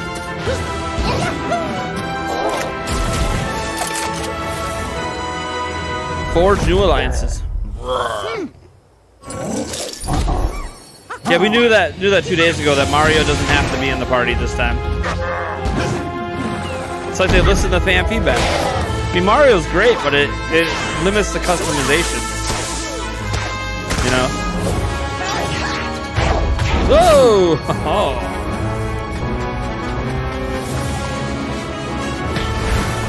Tenacious. Enthusiastic. Extravagant.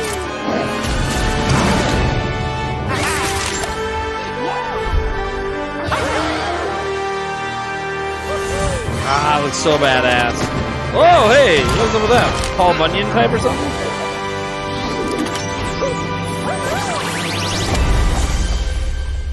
Damn! Damn if that was not a good trailer right there. That was a good trailer. Holy shit.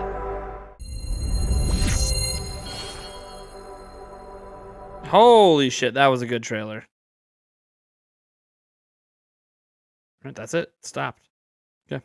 Wow. Wow. Well, J2 Blue, there could be Rosalina in the future.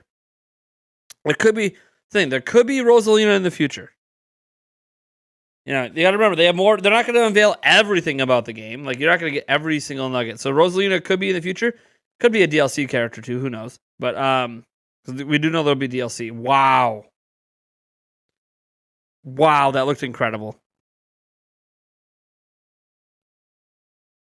There is a deluxe edition, Tony. There's a deluxe edition, or the gold edition, or whatever. Yeah, they didn't. I'm surprised they didn't go over the gold edition today. We already know what's in it. Basically includes all the DLC, the future DLC, for like $90. Wow, I need a moment. One, I got to make sure there's no treehouse stuff. I don't think there's a treehouse. That if there is, that would be absolutely insane. But I don't believe there's a treehouse. Yeah, I'm not seeing one. Let me double check. Yeah, I'm not seeing a treehouse. But wow.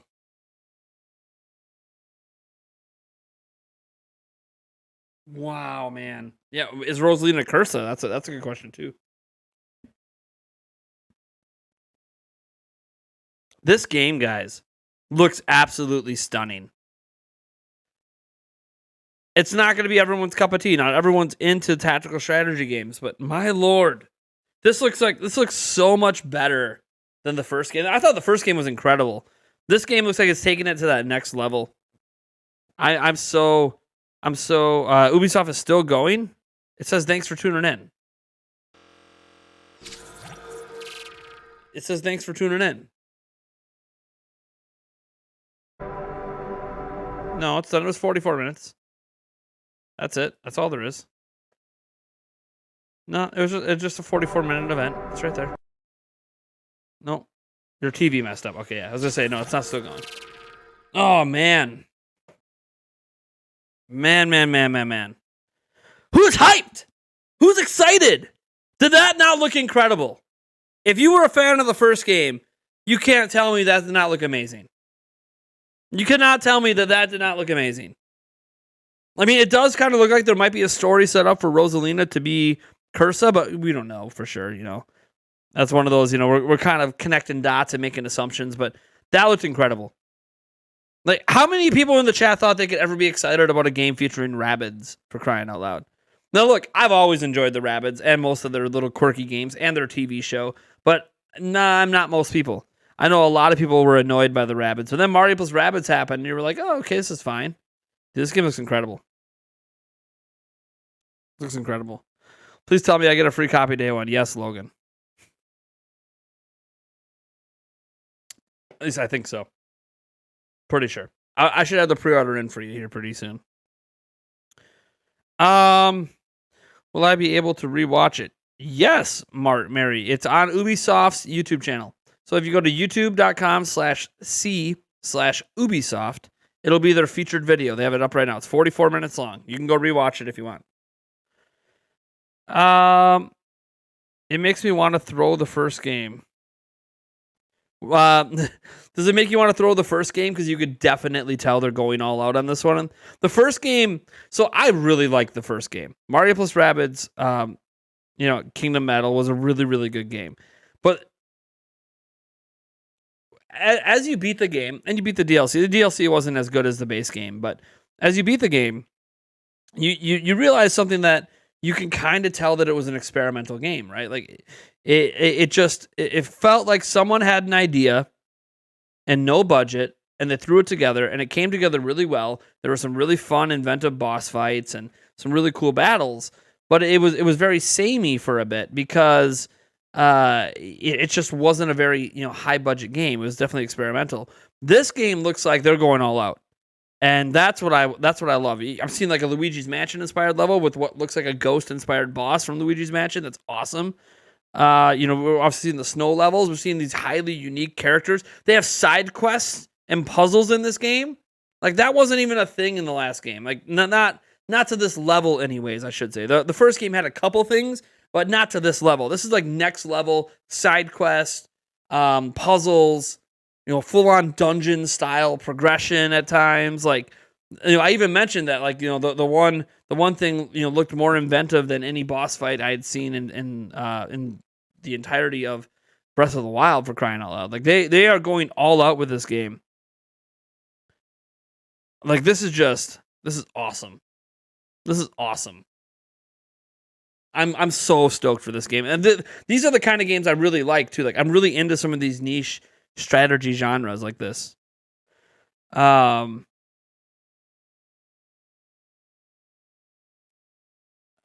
see here. Also, Bowser being playable is kind of cool. Instead of Bowser being with the bad guys, Bowser's like, "No, I'm pissed.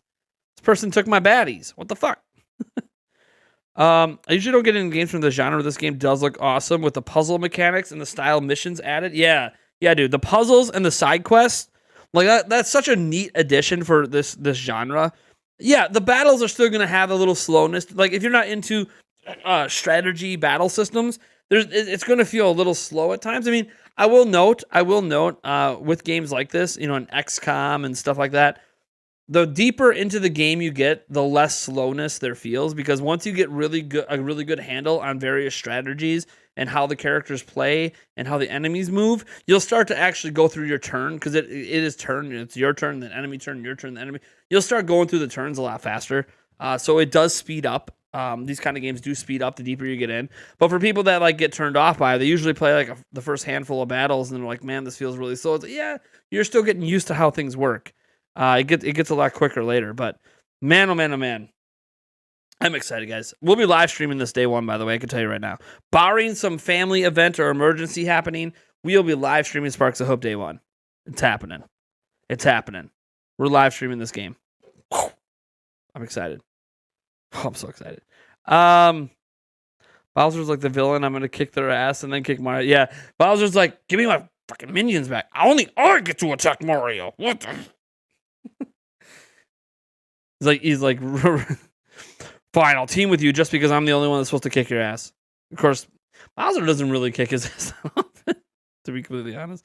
It's also interesting if Rosalina is Cursa because there is so much you can do with her character. There is a lot you could do with her character if she's Cursa, and on top of that, there's going to be DLC and future story content. So if Rosalina is Cursa and then you free Rosalina or something, I don't know, something happens at the end of the game, that could set up the DLC and the story where Rosalina is playable in some form, but has some really unique story elements built into the DLC, because there will be DLC and there will be story content that's already been confirmed. So it's going to be really, really interesting to see how that story can progress if it turns out Rosalina is Cursa. Because one thing you'll note, every Rabbid that we've ever had that's playable has had its Mario counter. Like, there's been both. Edge, I think, is an interesting case. She's an interesting case because Edge doesn't seem to be a counter to anyone. I mean, maybe it's the opposite of Bowser. Maybe that's what it's supposed to represent, is the opposite of Bowser or something. Like, they thought, oh, instead of us going with a Bowser Rabbid, let's go with let's create a unique new one named Edge. I don't know. But there's always been, like, here's the Mario character, and then here's the Rabbid version of that character.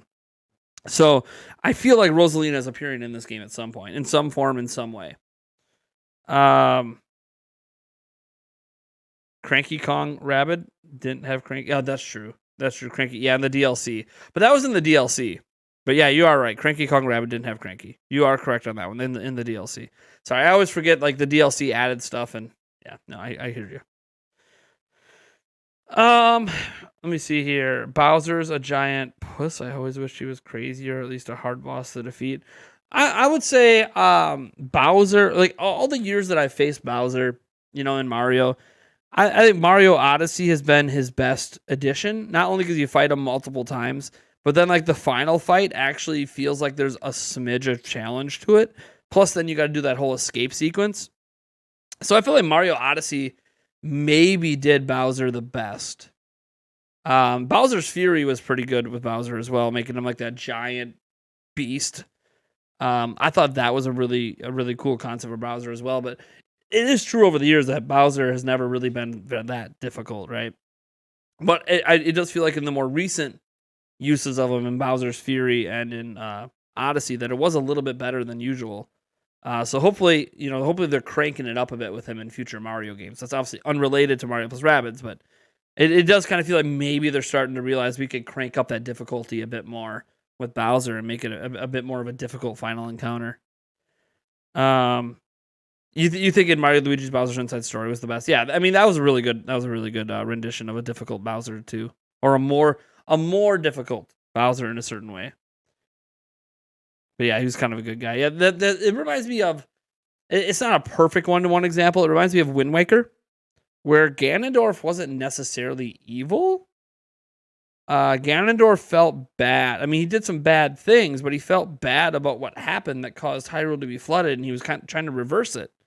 So, like, Ganondorf wasn't like necessarily evilly intending his actions in the Wind Waker, and that's what it kind of reminded me of Bowser and Luigi, or Mario and Luigi Bowser's Inside Story.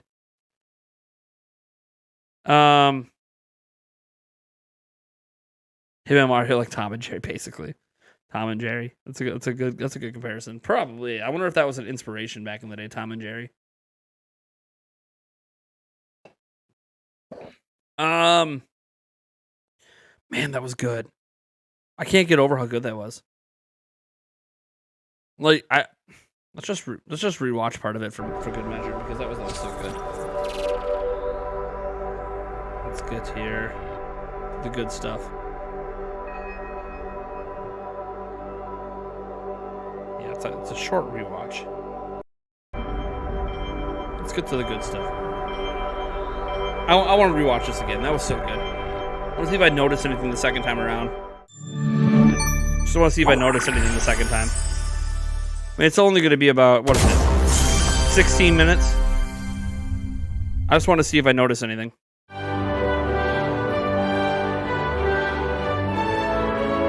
Ah, this music!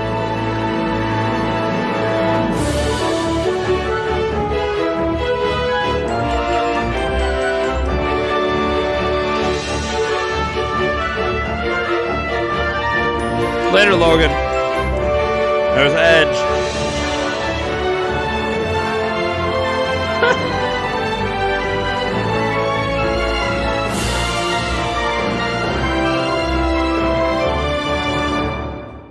Hi everyone, I'm Davide Sogliani, creative director of Mario plus Rabbids Sparks of Hope.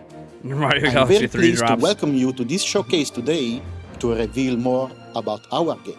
Last year, we announced that we were creating a new adventure in the background. Mario plus I'm Rabbids seeing universe, a planets unique and universes. colorful world born from the encounter of Mario and the Rabbids. They got flying and birds. We have been hard at work to craft a journey, a tactical experience like no other. Crabs. I know many of you. So they got a lot more things going on in the environment. The environment's more alive, like way more alive. So let's dive into it. I remember what came out of that egg too.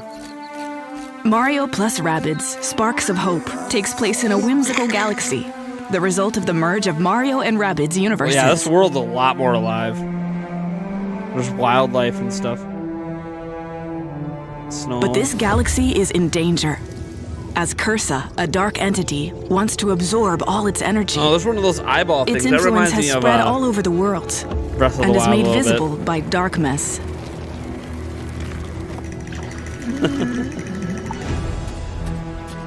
Cursa has also sent its minions to capture the Sparks, Falling leaves. born from the merge of Lumas and Rabbids. Sparks are almost defenseless against Cursa. But Mario and his friends will come to their rescue and save River the City galaxy Girls. from this terrible threat. What was her name? Gosh, I haven't seen that game in a while.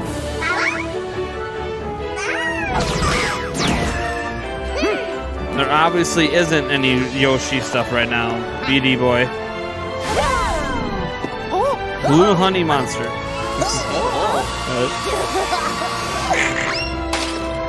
What was it plugged into? That's what I want to know. Did Rabbid Peach plugged it into her ass or something? It was powered on. How was that powered on? Explain this to me. Delve into many worlds and environments in your quest to defeat Cursa. Hell yeah. Dude, And this have the looks freedom so to good. explore those worlds as you wish. Like open exploration and shit. This is awesome. There's the Titanic ship.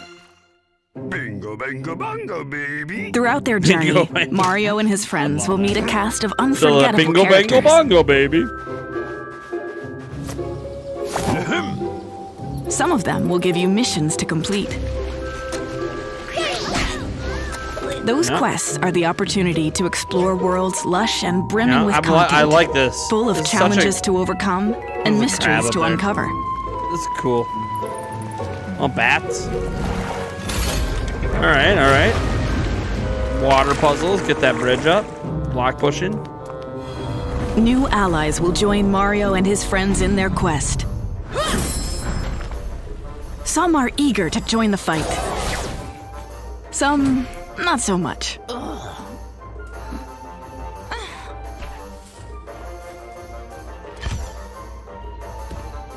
Even Bowser joins the team in an effort to reclaim his lost army.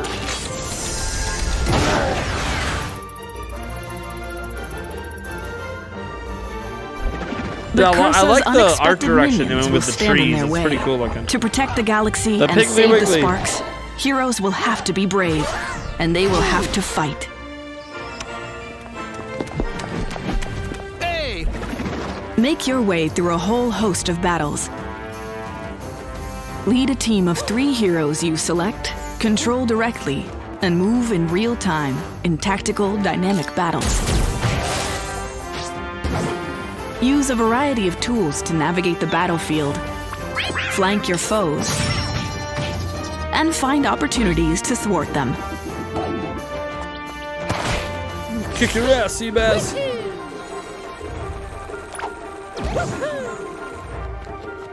Adapt and use all the tools at your disposal, including so your cool. enemies. Each hero is equipped with a specific weapon. From Yeah, Yoshi heavy was in double Mario shots Galaxy 2. to flashy explosive projectiles. It'll be to really dazzling sad if this is melee the attacks. last game we get in They Mario all plus offer Rabbids. There complementary has to be more playstyles. after this. There's so much more they could do, you know, with Mario. Once the heroes Other finish Mario their games turn, they could visit. it's time for the enemies to To step bring up. in. Make sure to take cover Imagine to avoid one built attacks, around Odyssey or because built your around foes Mario won't miss an World. opportunity to take aim at your heroes. Each of our heroes has a unique technique. These techniques are cool. Shield your allies in battle. Prepare a They devastating had something counterattack. kind of like this in the first game. The Or techniques. put your enemies to sleep. Something a little bit similar.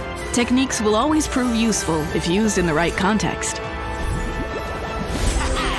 Each battle won will grant experience points to the team, and the heroes will level up, allowing them to grow more powerful. In an intense battle, Mario and his friends can count on the help of the Sparks. Each hero can harness their powers in battle. Sparks open a whole world of tactical possibilities. Clever use of their abilities can truly make the difference between defeat and victory. Oh, yeah! Teamwork is key to gaining the upper hand. Use all the tools at your disposal to set up devastating combos and win difficult battles. This was just a glimpse of the journey that awaits Mario and his friends, where the end of a quest is always the beginning of a new adventure. Meet enchanting Yeah, there's and like a little enduring cardinal in the characters. background there. That's cool. Face powerful enemies during epic encounters. Find the Sparks and save them from Cursa. Embark on this great adventure for everyone to enjoy. So good. There's that Luigi's Mansion style boss.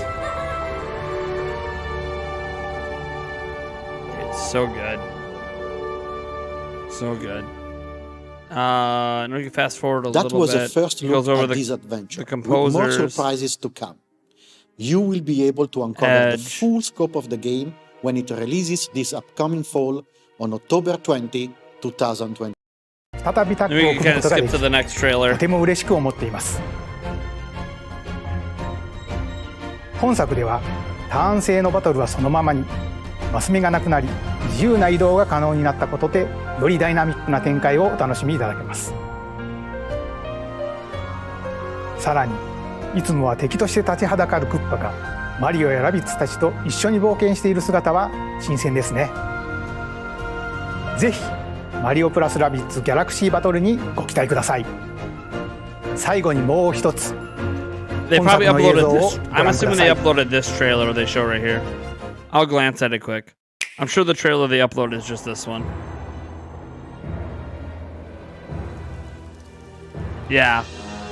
Yeah, it's this trailer. I think. Yeah. It's just this trailer we're watching right now. That's all. So this exact trailer right here is what they have on the Nintendo channel.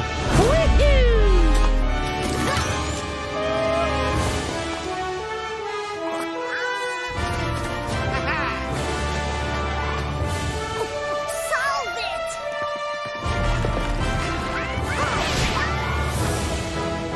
Engage in wild, epic battles.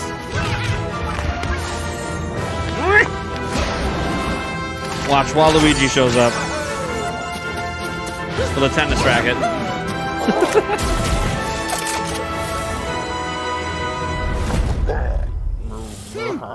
There's no demo yet. There might be a demo later. There's no demo right now. The game doesn't come out till October 20th, so we got a little bit. What, 4 months? We got like 4 months, so. Yeah, I know. Waluigi gets no love outside of sports games. We can only put Waluigi in sports games. Wait, what was that? Hold on. It's the second time I did not get a good look at that enemy. Hold on. The enemy that Bowser punches.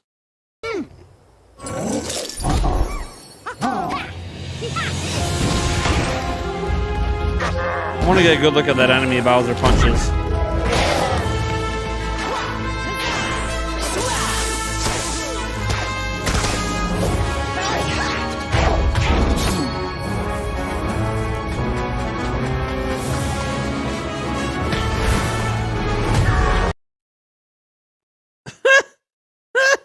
That looks hilarious. That's a big boy though. Girl, boy, I don't know. It looks hilarious though. Alright. I see the pause there. I didn't get a good look at that enemy yet. Minecraft Rabbid, yeah, kind of. Yeah. Yeah. Alright.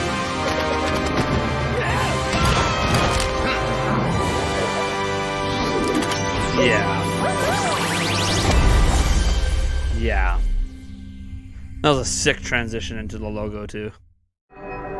That was a sick transition. Okay, yeah. No. Dude, watch it the second time. I'm just as excited as I was after the first time. This game looks so good. My lord. My lord. The rabbit with the sword is coming out of Final Fantasy. That's Edge. Her name is Edge. That is a female rabbit named Edge. December 31st, for whatever reason, seems to be the place. No, there is no place. New Bean. It's October 20th. They announced it yesterday, and they reminded us today. It's October 20th, October 20th, October 20th. A few websites haven't updated their dates, but it's October 20th. I think my affiliate link shows October 20th as well. Let me click on it. Let me see. I could be wrong. It might not say October 20th on the listing here.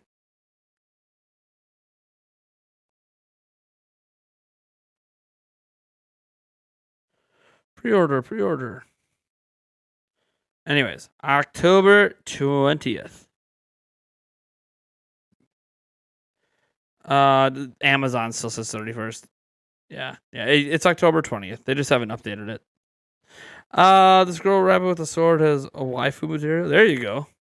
DK and Yoshi, and then I'll be happiest man. Yeah, Yoshi is clearly not going to be in this one. I don't think. It's based on the original Mario Galaxy, not Galaxy 2. Yeah, Amazon hasn't updated yet. It's weird that Amazon hasn't updated yet. Right? It's been more than 24 hours, and it's in the middle of a work week. It is a little weird it's not updated on Amazon yet. But you know, I'd worry if it's been like a couple weeks and you're like, man, Amazon still hasn't updated. Damn, I guess I better go use that Nintendo Prime affiliate link at Best Buy.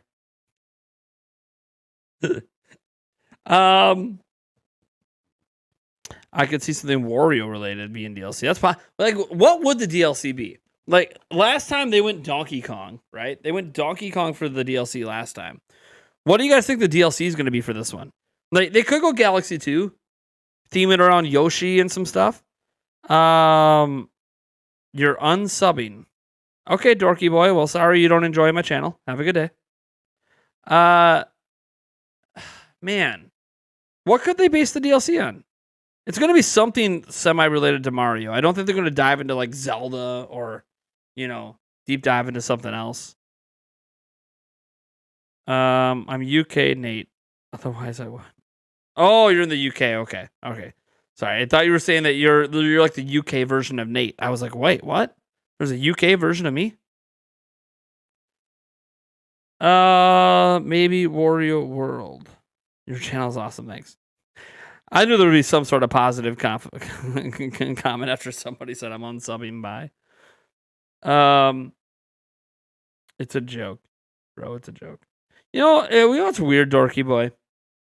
And by the way, I'm glad it's a joke, but when individuals expect me to change because they want to unsubscribe, you know what I mean? Like, not you necessarily, but others would be like, you know what? I don't like the fact that you cover too many rumors, so I'm gonna unsubscribe. Like, okay, cool. Well, I do what I do, so I do what I do. What do you want me to say? I do what I do. You know, I'm gonna always be me. I'm not gonna apologize for being me. Like, that's the kind of the thing. You know, whenever people get mad and they unsubscribe, it's like, I don't know, whatever. Don't apologize for being yourself. It's kind of advice I give to a lot of people. Yeah, you need to know time and place for certain things and certain relationship stuff. But hey, by the way, we hit 78,302 subscribers during the stream. Has it updated on the front end? Does it say 78.3?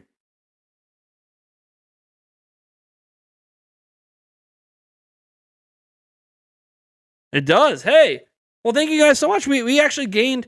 We actually started today's stream at 78,070 something subscribers.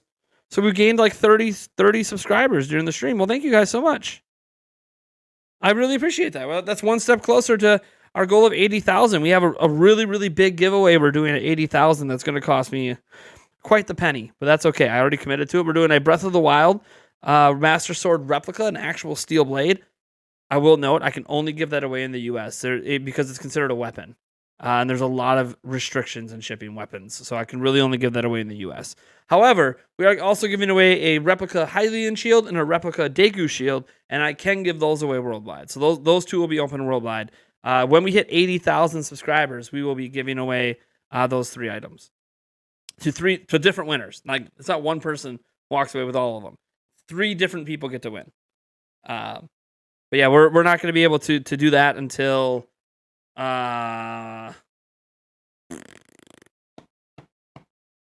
we hit 80,000. So like, the giveaway is not right now. It's when we hit 80,000, I will set up the giveaway then, and I'll let the giveaway, I don't know, maybe I'll let it run for a month or something. Basically give people enough time to find out about it and enter. I don't want to upset people too much by being, oh, you have to be here live. We will do an 80,000 subscriber special stream, absolutely. And there might be something else I do for that stream, but this giveaway will be mentioned in the stream. But I'm not going to give away the items during that stream, if that makes sense. So, but we will do an 80,000 subscriber special if we get there. 1,798 away. Wait, no, 1,698. Man, my math is just failing me today. Best Buy never delivered Christmas gifts for my mom and never gave her money back. Did you guys talk to customer service? Do you have receipts? I can't. I don't work for Best Buy, so I can't solve it. But usually, if you have the receipts, you can usually get that taken care of. But I have no idea on that front. Packages do get stolen too, so it's entirely Best Buy stole it or sent it and can prove they sent it. And if that's the case, then you have to take it up with like USPS or FedEx or so there's that as well. But usually you can find out that information from customer service if they actually sent the package and if you have to deal with somebody else. But yeah, I have no idea. I've never had a problem with Best Buy. I've been shopping there for a long time, but everyone has their issues with different retailers. Any news on the soggy Shy Guy? Nothing that I saw. Oh, you mean the let me go grab him quick. Here, I'll grab the Shy Guy.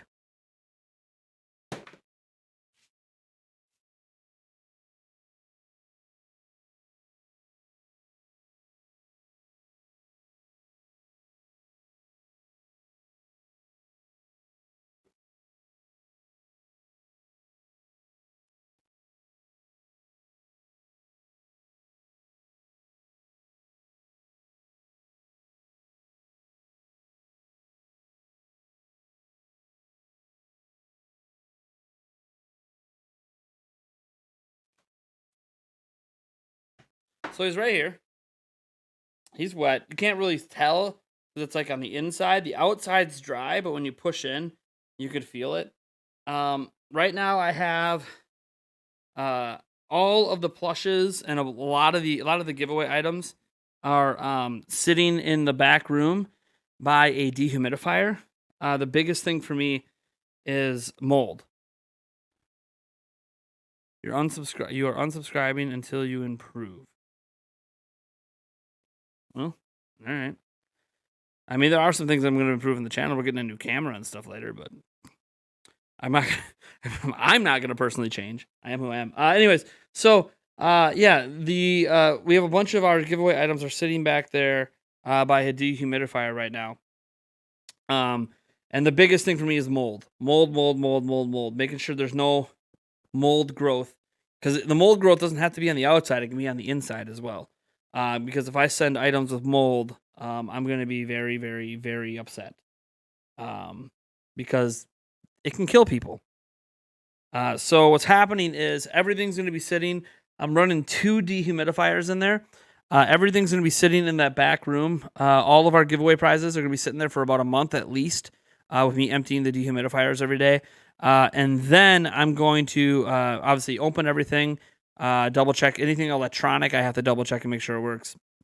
All of this stuff, I'm going to have someone come in, a company I'm going to have come in and do mold testing.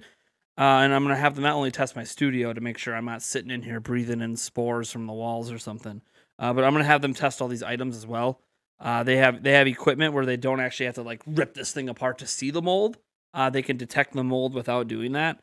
So I'm going to have them come in and check all our prizes and the boxes and everything before we ship them out. Because again, the last thing I want to do is ship mold. Things getting wet doesn't guarantee there'll be mold, but it does massively increase the chances of mold growth. So I hope I got to it quick enough. I hope I'm doing the right thing with the dehumidifying. When I called the company, they literally said dehumidify, like just dehumidify like crazy. Call us in a month and we'll come out and check. So I'm hopeful. I'm pretty hopeful. So that's the update on that. So it's going to be a bit before I know for sure. And yeah, I got to pay the company to come out. It's whatever. It's just part of the process. But I just want to make sure I'm not going to kill anyone when I send the prizes out.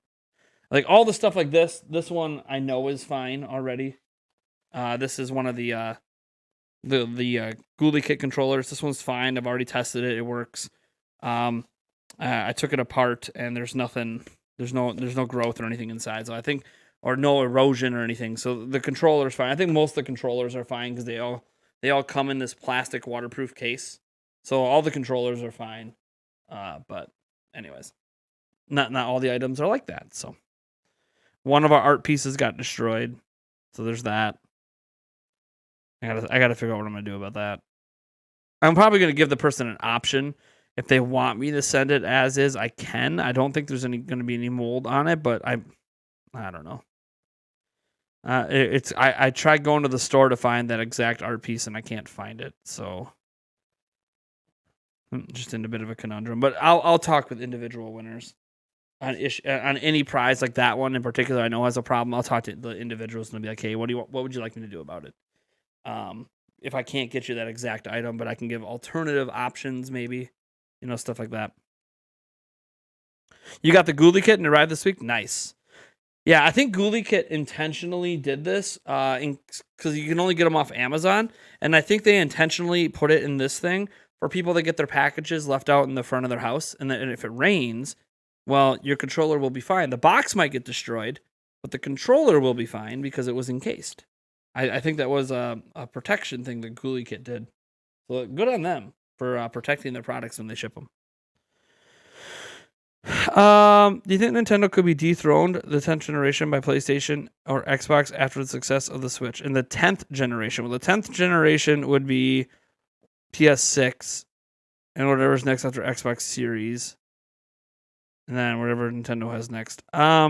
Dethroned? It all, like, what do you mean by dethroned? Yeah, Switch is the market leader when it comes to consoles right now. But, I mean, does it matter? Right now, I think we are in the midst of one of the healthiest the video game industry's ever been. We're getting a ton of games. Everyone's getting to play a ton of games, a wide variety of games. And all the platforms are healthy. PlayStation's extremely healthy. Xbox is healthier than maybe it's ever been. PC gaming is I think at a really, really good place right now. Obviously, Steam Deck is a really nice device, not readily available, but whatever. PC itself is in a really, really good place. Nintendo's in a really, really good place. I think for one of the few times in my life, nobody is really doing bad. So does it even matter? All that really matters to me is that every fan, no matter what platform they are, is happy with their platform. And I think we're at a point now where most people are pretty happy no matter what platform they own, whether they own Switch or Xbox or PlayStation or PC, or they own all of them. I mean, obviously, when you own all of them, you're almost always happy because you always have something to play. But let me see here. Amazon left it outside on the floor while I was out. Was lucky nobody stole it. Yeah, that's a bit like when you don't have to worry about water damage. So then you're like, oh, you got to worry about package thieves. Like that's always, they can't control package thieves. But yeah,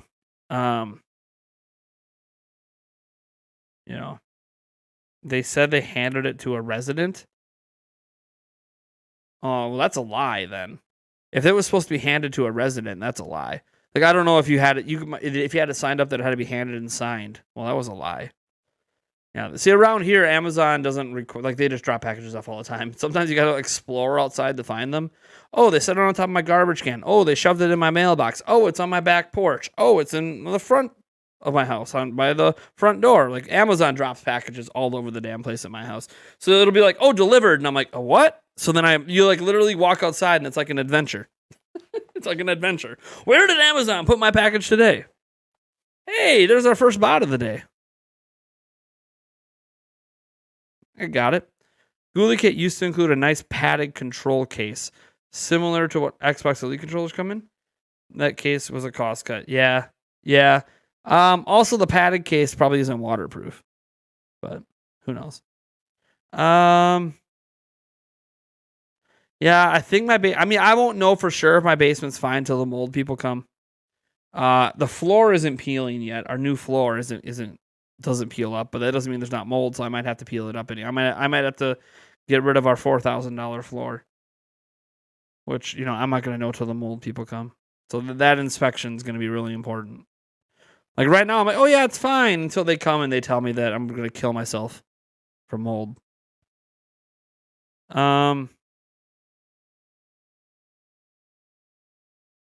Spray Lysol.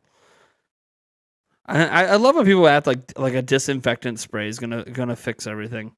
Let me just spray Lysol. It'll totally seep in behind all my sheetrock and take care of all of the wood. And disinfectant spray doesn't fix everything, guys.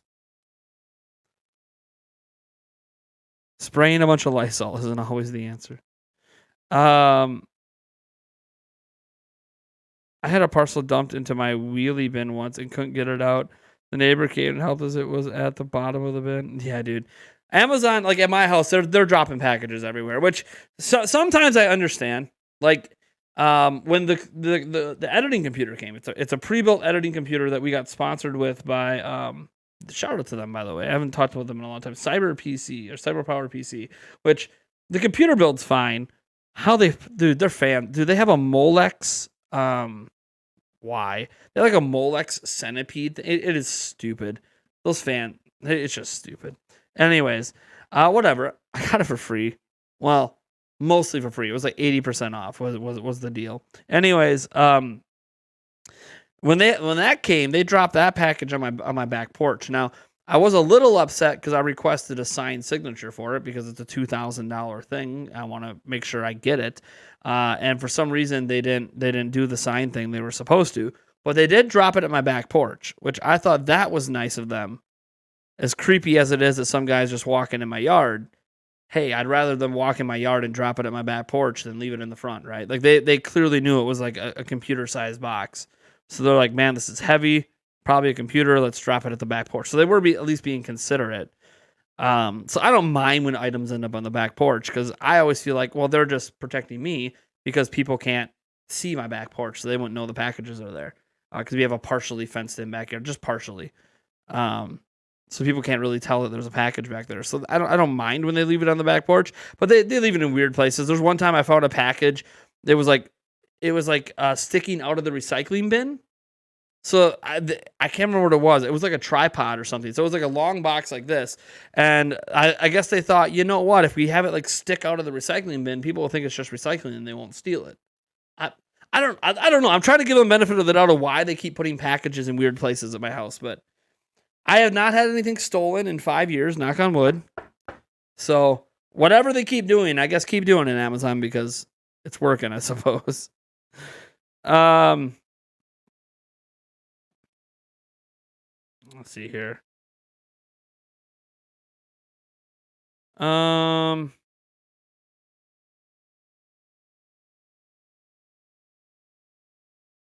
Hey, the PS5 and Series X are fantastic consoles. I agree. The only reason why they are selling like the Wii U, they're not selling like the Wii U. But that's not even, you're not even stating facts. You're not even stating facts. The Wii U sold 13 million consoles in like 4 years. They're not selling like that. Holy crud. Well, what do you think they're selling like? I'll go give you some figures right now. The Xbox Series has already outsold the Wii U at around 15 million, and PS5's around 20 million. Why are we comparing these to a failed system?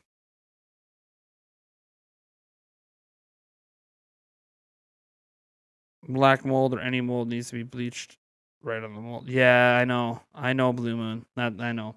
Like if they find mold inside any of the plushes or anything else, it's like that's it. Like you just don't save it. You just don't save the plush. Like if they find mold on the plushes, that's it. Like a mold on any of the giveaway items, like that's it. Because you can't really bleach most of these items. So it's like they find mold on stuff, that's it. Now they find mold in the basement, that's like, oh my god, you just destroy the basement. No. But you do rip down sheetrock and throw out the sheetrock, and then you got to bleach the wood if it's seeped into the wood and other things. They have treatment they can do on the wood and stuff. So it's a whole process if they find mold down here. And this house, and what's scary is when we moved in 5 years ago, this house was mold infested everywhere, from the top to the bottom. The people who lived here basically were idiots. They loved spider plants. I don't know if you guys know what spider plants are. But if you don't, look them up. They loved spider plants. And their house was basically a jungle of spider plants from the basement all the way up to the attic, which we don't even use the attic, but they even had some up there. It was bad. And because their house was basically a jungle of spider plants, I mean, this was a jungle of weed. I understand what they're doing. But it was a jungle of spider plants. And they couldn't see the walls. You couldn't see anything. Little do they know, when you keep a house at super high humidities with plants everywhere, literally everywhere, top to bottom, can't see the walls, guess what's happening on all of the walls and the floor and the baseboard? Mold is growing because you're growing a forest in your house, and forests aren't meant to be grown inside a house. So we already had to get this place professionally demolded when we moved in.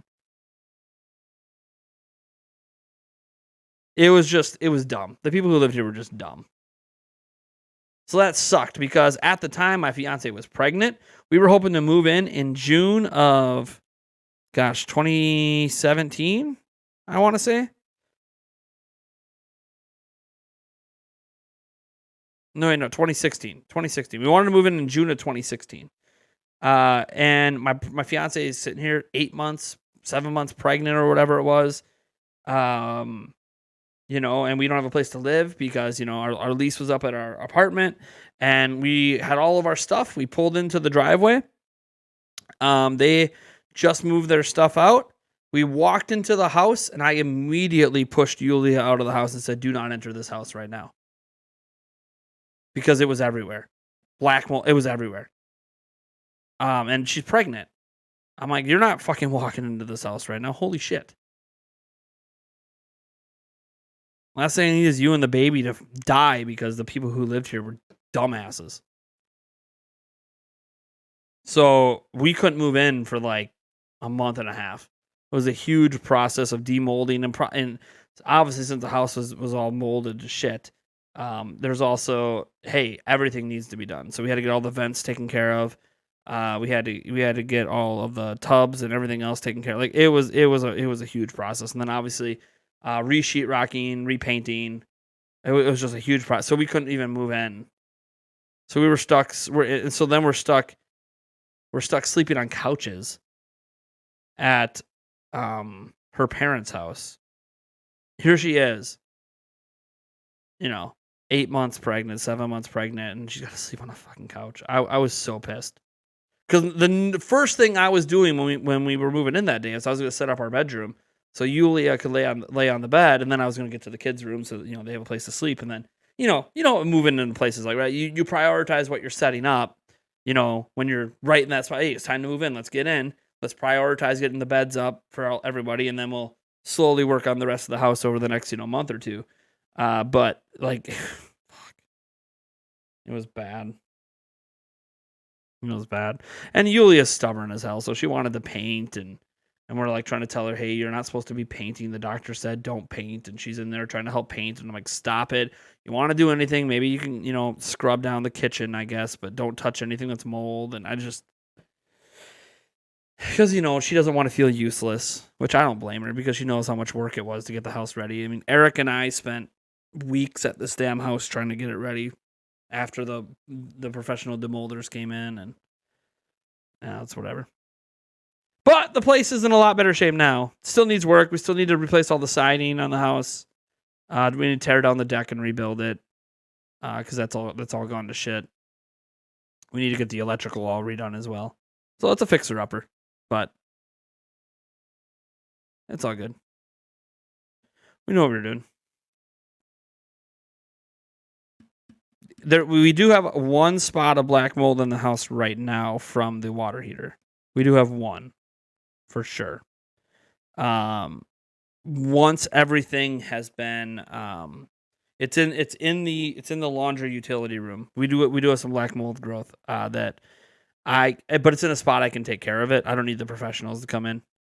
I'm basically going to bleach the hell out of it, and then I believe that wall is not a weight bearing wall, so I might just be cutting out the wood entirely. That's all messed up, and then just patch it in and replace it.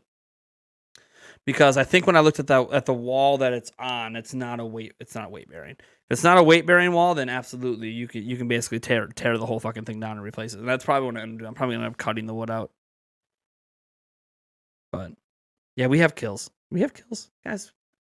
You guys don't have to tell me. I'm an adult. I know what's up. We have kills. We have kills paint. We're all good. But yeah, it's just something to. It's not like there's no sheetrock there. It's the back side of the wall to the the back room here that has all the Prime Gaming Fest stuff on. It does have some growth, but my concern, of course, is if there's growth there, is there growth everywhere that I can't see? And that's the concern right now, and that's why we're having a professional company come in. So, you know, once you see growth one spot, you start to worry if it's everywhere. We could get lucky and it's just there. And, okay. But yeah, it's the stuff I can't see. Now, I will say this. I don't smell it when I'm down here. There's, you know, like sometimes you can walk into a basement and it's kind of musty. That's mold. You could smell the mold in a lot of basements. I don't smell it, but we do keep it really well ventilated down here. One reason is because the window's broken in my office, so there's always like an open window in here, plus a fan blowing, plus the dehumidifiers. So like we have some pretty decent airflow down here. So it's also not going to be as musty as a completely closed off basement can smell. But yeah, well, I'm gonna make sure, and I'm gonna cry if they tell me everything has to go. But problem for a month from now. Yeah, but yeah, having some airflow. It's not the greatest ventilation. We only have 2 windows in the basement. Both of them are in my studio. So if nothing else, my studio might be fine because it's got airflow. That room behind me doesn't have any windows or any airflow, nor does the laundry room. The laundry room's the worst though, which is why I'm hoping that the mold growth, because I don't see the mold growth along the back wall here. So there's no sheetrock in the laundry room. So / utility room. So I see the mold growth over there on this wall. This wall going this way is a weight bearing wall because it goes right down the center of the house. And so I can't cut out the wood on that. At least I can't without putting in an extra support, right? You know, you can cut it out. You have to put in those metal support beams and then replace stuff. So I mean, they have ways to patch up weight bearing walls, but it's just beyond my skills. But there's no mold growth right now along the bottom of that wall where it was sitting in water. So for right now, there's no mold there. But we'll see what happens in a month. You know, it's one of those, hey, let's just see what happens. But I think if that wall doesn't have any, then we should be good. Because one thing that's nice is my basement's uneven. So like this wall over here in my studio didn't have any water touching it. Because the basement kind of slants a little bit. Yeah, I know. I don't want to know who did the foundation in this basement. They were dumbasses. But anyways, it kind of slants. So in this case, even though we had 2 to 3 inches of water, it wasn't actually touching this wall over here. So this wall is probably fine. Even if it wasn't, it's just a wood frame in front of cement. I mean, if we're completely honest, I could literally just rip out the wall. It's just a wood frame in front of cement. It's nothing. It's not that big of a deal if somebody gets a cement wall instead. Like, whatever. But, yeah. I don't know. Lots of work to do around the house.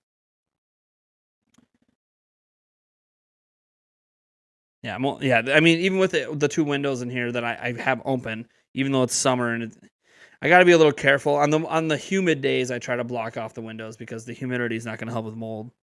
But today's not too humid, so I got the window open today. Anyways, we got some pretty decent airflow and fans going and everything. I think everything's going to be. I think we might have escaped with, you know, when the water damage is less than 24 hours. Usually you can get pretty lucky. It usually takes a bit longer for the mold growth to start.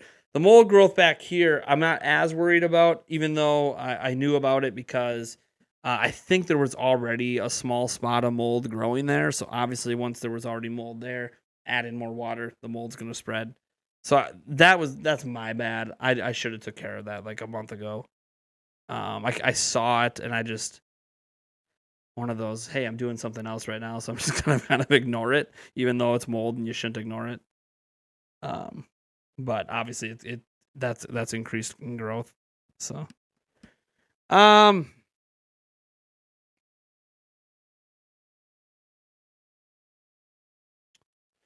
yeah, okay. So you might go D-Dub. Oh, that's not a dumbass. A lot of basements are off kilter for a floor drain. Our floor drain is raised higher than the rest of the floor. So water goes away from the drain.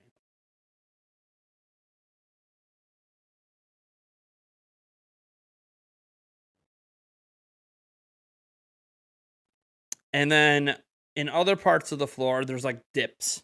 Like dips. They're not huge, but there's dips. So it'll pool like 4 inches there, but then be like 1 inch, like 3 feet away from it.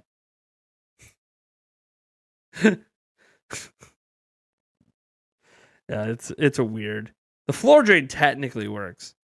But yeah, this floor down here is all. You gotta remember, one thing you gotta remember about this house is this house has existed since like 1940. So it's getting up to approaching 100 years old. So back then, they clearly just didn't give a fuck. I don't know what else to say. They just didn't give a fuck. Yeah, the drain's supposed to be that's the whole point of the drain, right? That's the point of the drain. It's supposed to be at the lowest point in the basement. So even if something happens, a pipe burst, whatever, your entire basement can't get flooded because the drain will take away, it can get clogged, sure, but it's supposed to help you with that situation. It's supposed to help you if, your wash machine goes nuts or like this exact situation is what the drain is for. The drain exists for this situation to prevent exactly what happened from happening. Like, that's the whole point of the floor drains in the basements, are to prevent this. And, what are you going to do? The floor drain works. I can dump water down it. It's fine. That's not the problem. Floor drain's fine. Pretty old. Old house is usually strong. Yeah. Well, I'll say this, Sarah B. When 5 years ago we had the foundation examined, and apparently the foundation's great. It's super thick, and it's thicker than modern homes. So our foundation's really good. So it's one of those that there's some debates we've had, like if in about 5 years or so that we might tear down the entire house down to the studs and basically just rebuild the home. And we might even be able to go a story higher because the foundation is so strong that it can handle an additional story. So we might even get to add an extra story to the house. But again, we're talking, that's like the 5-10 year plan kind of thing. More so when we're getting to the point that our kids are going to be mostly moving out of the house. That's when we're going to get to the let's actually build this house the way that we really want it to be kind of situation. But we'll see. We have to get permits and make sure it's got to get all cleared and everything.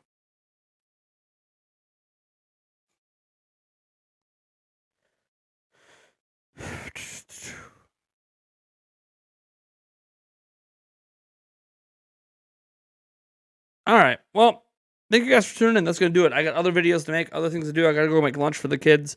You guys are awesome. Thank you for tuning in to this Mario plus Rabbids Sparks of Hope stuff. We'll catch you later.